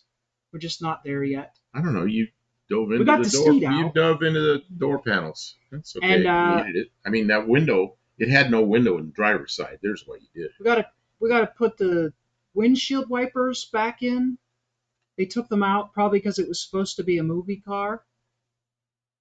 Yeah, I don't know why they did it. They want them out of the way. That must have been why they did that. They took the arms off. I think they're supposed to be in the trunk. They're in the trunk. Yeah, I remember looking. So, and there's a brand new set of headers back there, so I could put headers on Headers? On a 200. I could put headers on it. Well, it sound meaner, huh? And they're dual, so you could dual the exhaust out the back. Or I could sell the headers to somebody, or we could have a contest and give them away so somebody has a set of headers for a 200 cubic inch 6. We could use the headers. I could use the pipes for the headers to make my turbo manifold. Oh, cut them all up. Oh, they're all nicely coated with Are they? ceramic or something. Yeah, they're a nice looking set of headers. No need for working heater core here. Yeah, 42C, that's like 106 degrees, 107 degrees, something like that.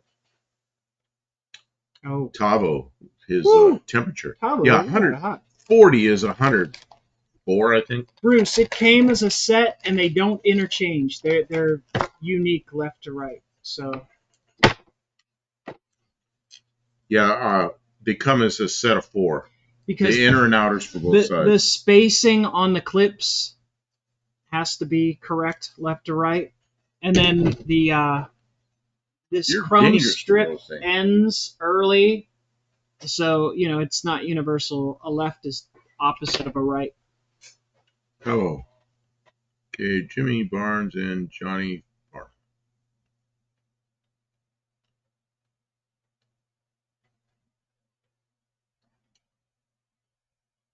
Bruce, did those? Oh, okay, you already read that. No, you know what? It's not identical to the factory. This piece is not the same, and the holes are not even close.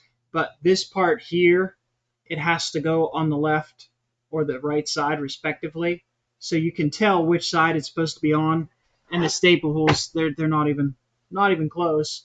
It wouldn't work, but the part will work perfectly, and it does say to drill new holes and just put the staples in the holes and bend them over. So it belongs. That's cool.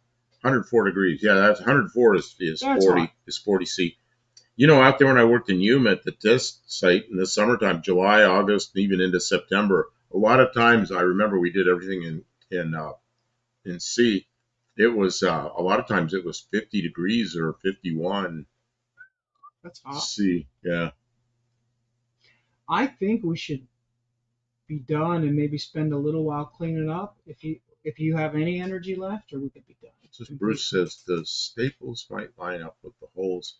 I already answered this Okay, question. you're right. Yeah, they're vertically a little different too. So Yeah. So you got to drill holes. Okay, so you want to wind it down? I think we should. We should let everybody go. Yeah, It's we've been kinda on here late for here. almost 3.5 hours. Yeah. 42. It's Dean been Stevenson swell. says 42C. No, Dean. I said 40C is 104, about 104. I didn't say 42 was anything. Yeah, okay, maybe I said it was about 106. I guess I did. I guessed. So he says 107.6. Got to get that 0.6 in there.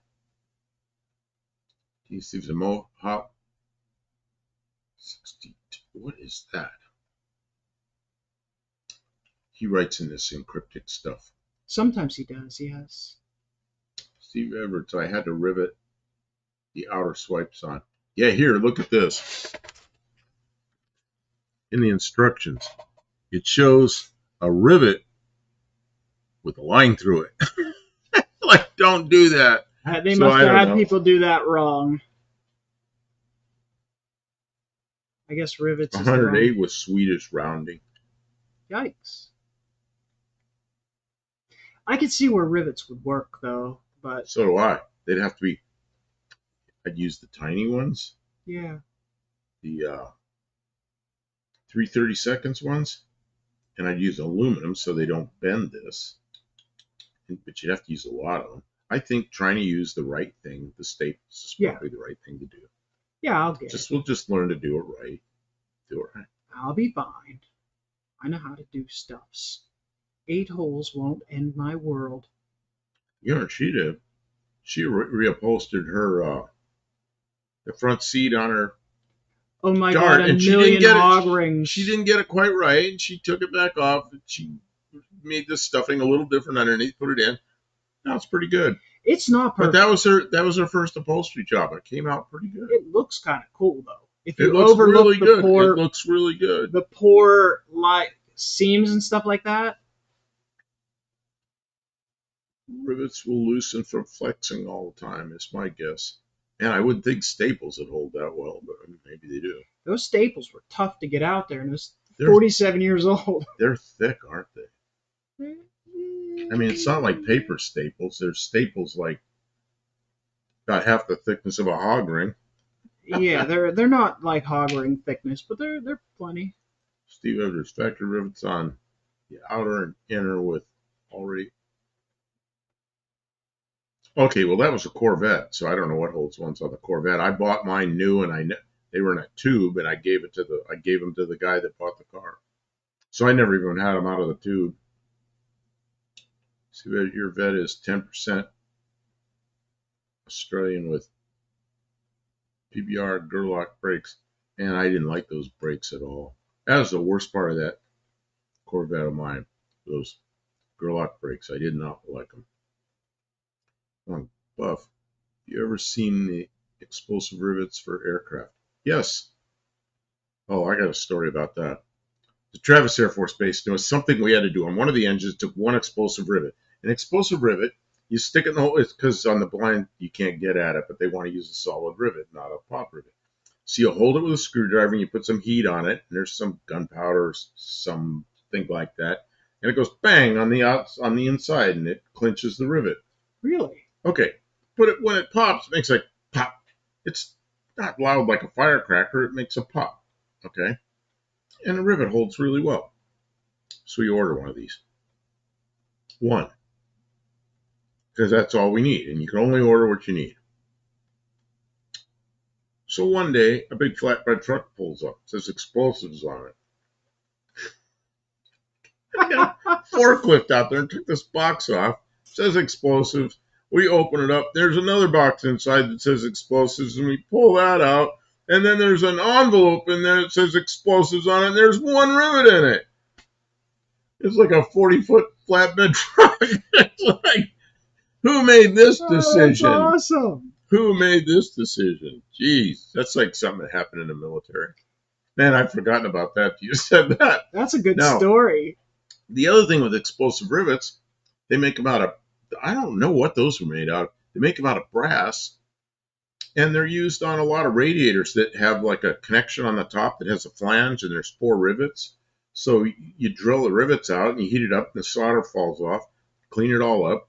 You put the new thing on there, solder it, and then drill the 4 holes, and then you just put explosive rivets in there and run over them, and then dress the solder up. So I've used them a lot in a radiator shop when I was in high school before I even went in the Air Force, so I knew about them. But we didn't have a 40-foot flatbed truck bring 1 rivet. It's like, That's insanity. oh, I can just see how that happened. Oh, then explosive. You got to put this in a box, and then somebody else got that box, and it just probably a whole series of people making it. I'm surprised they didn't have like 4 motorcycles with lights flashing for that truck up there. Oh man,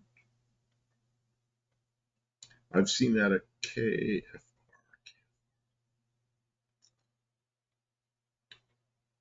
He said they're very lightweight and you cannot hammer on them like old Delco Marines.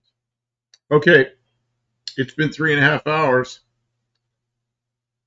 Thank the people for the super chats. Really, Oh yeah, thank you so much. really enjoy it. If you're still here, we'll put some more lights on. Thank you, Buddy and Dean, Steve Edwards, and Hippie Long. I gotta remember. And Tabo, thanks for hanging out with us. Did you need this wood? Patrick Sullivan's here still.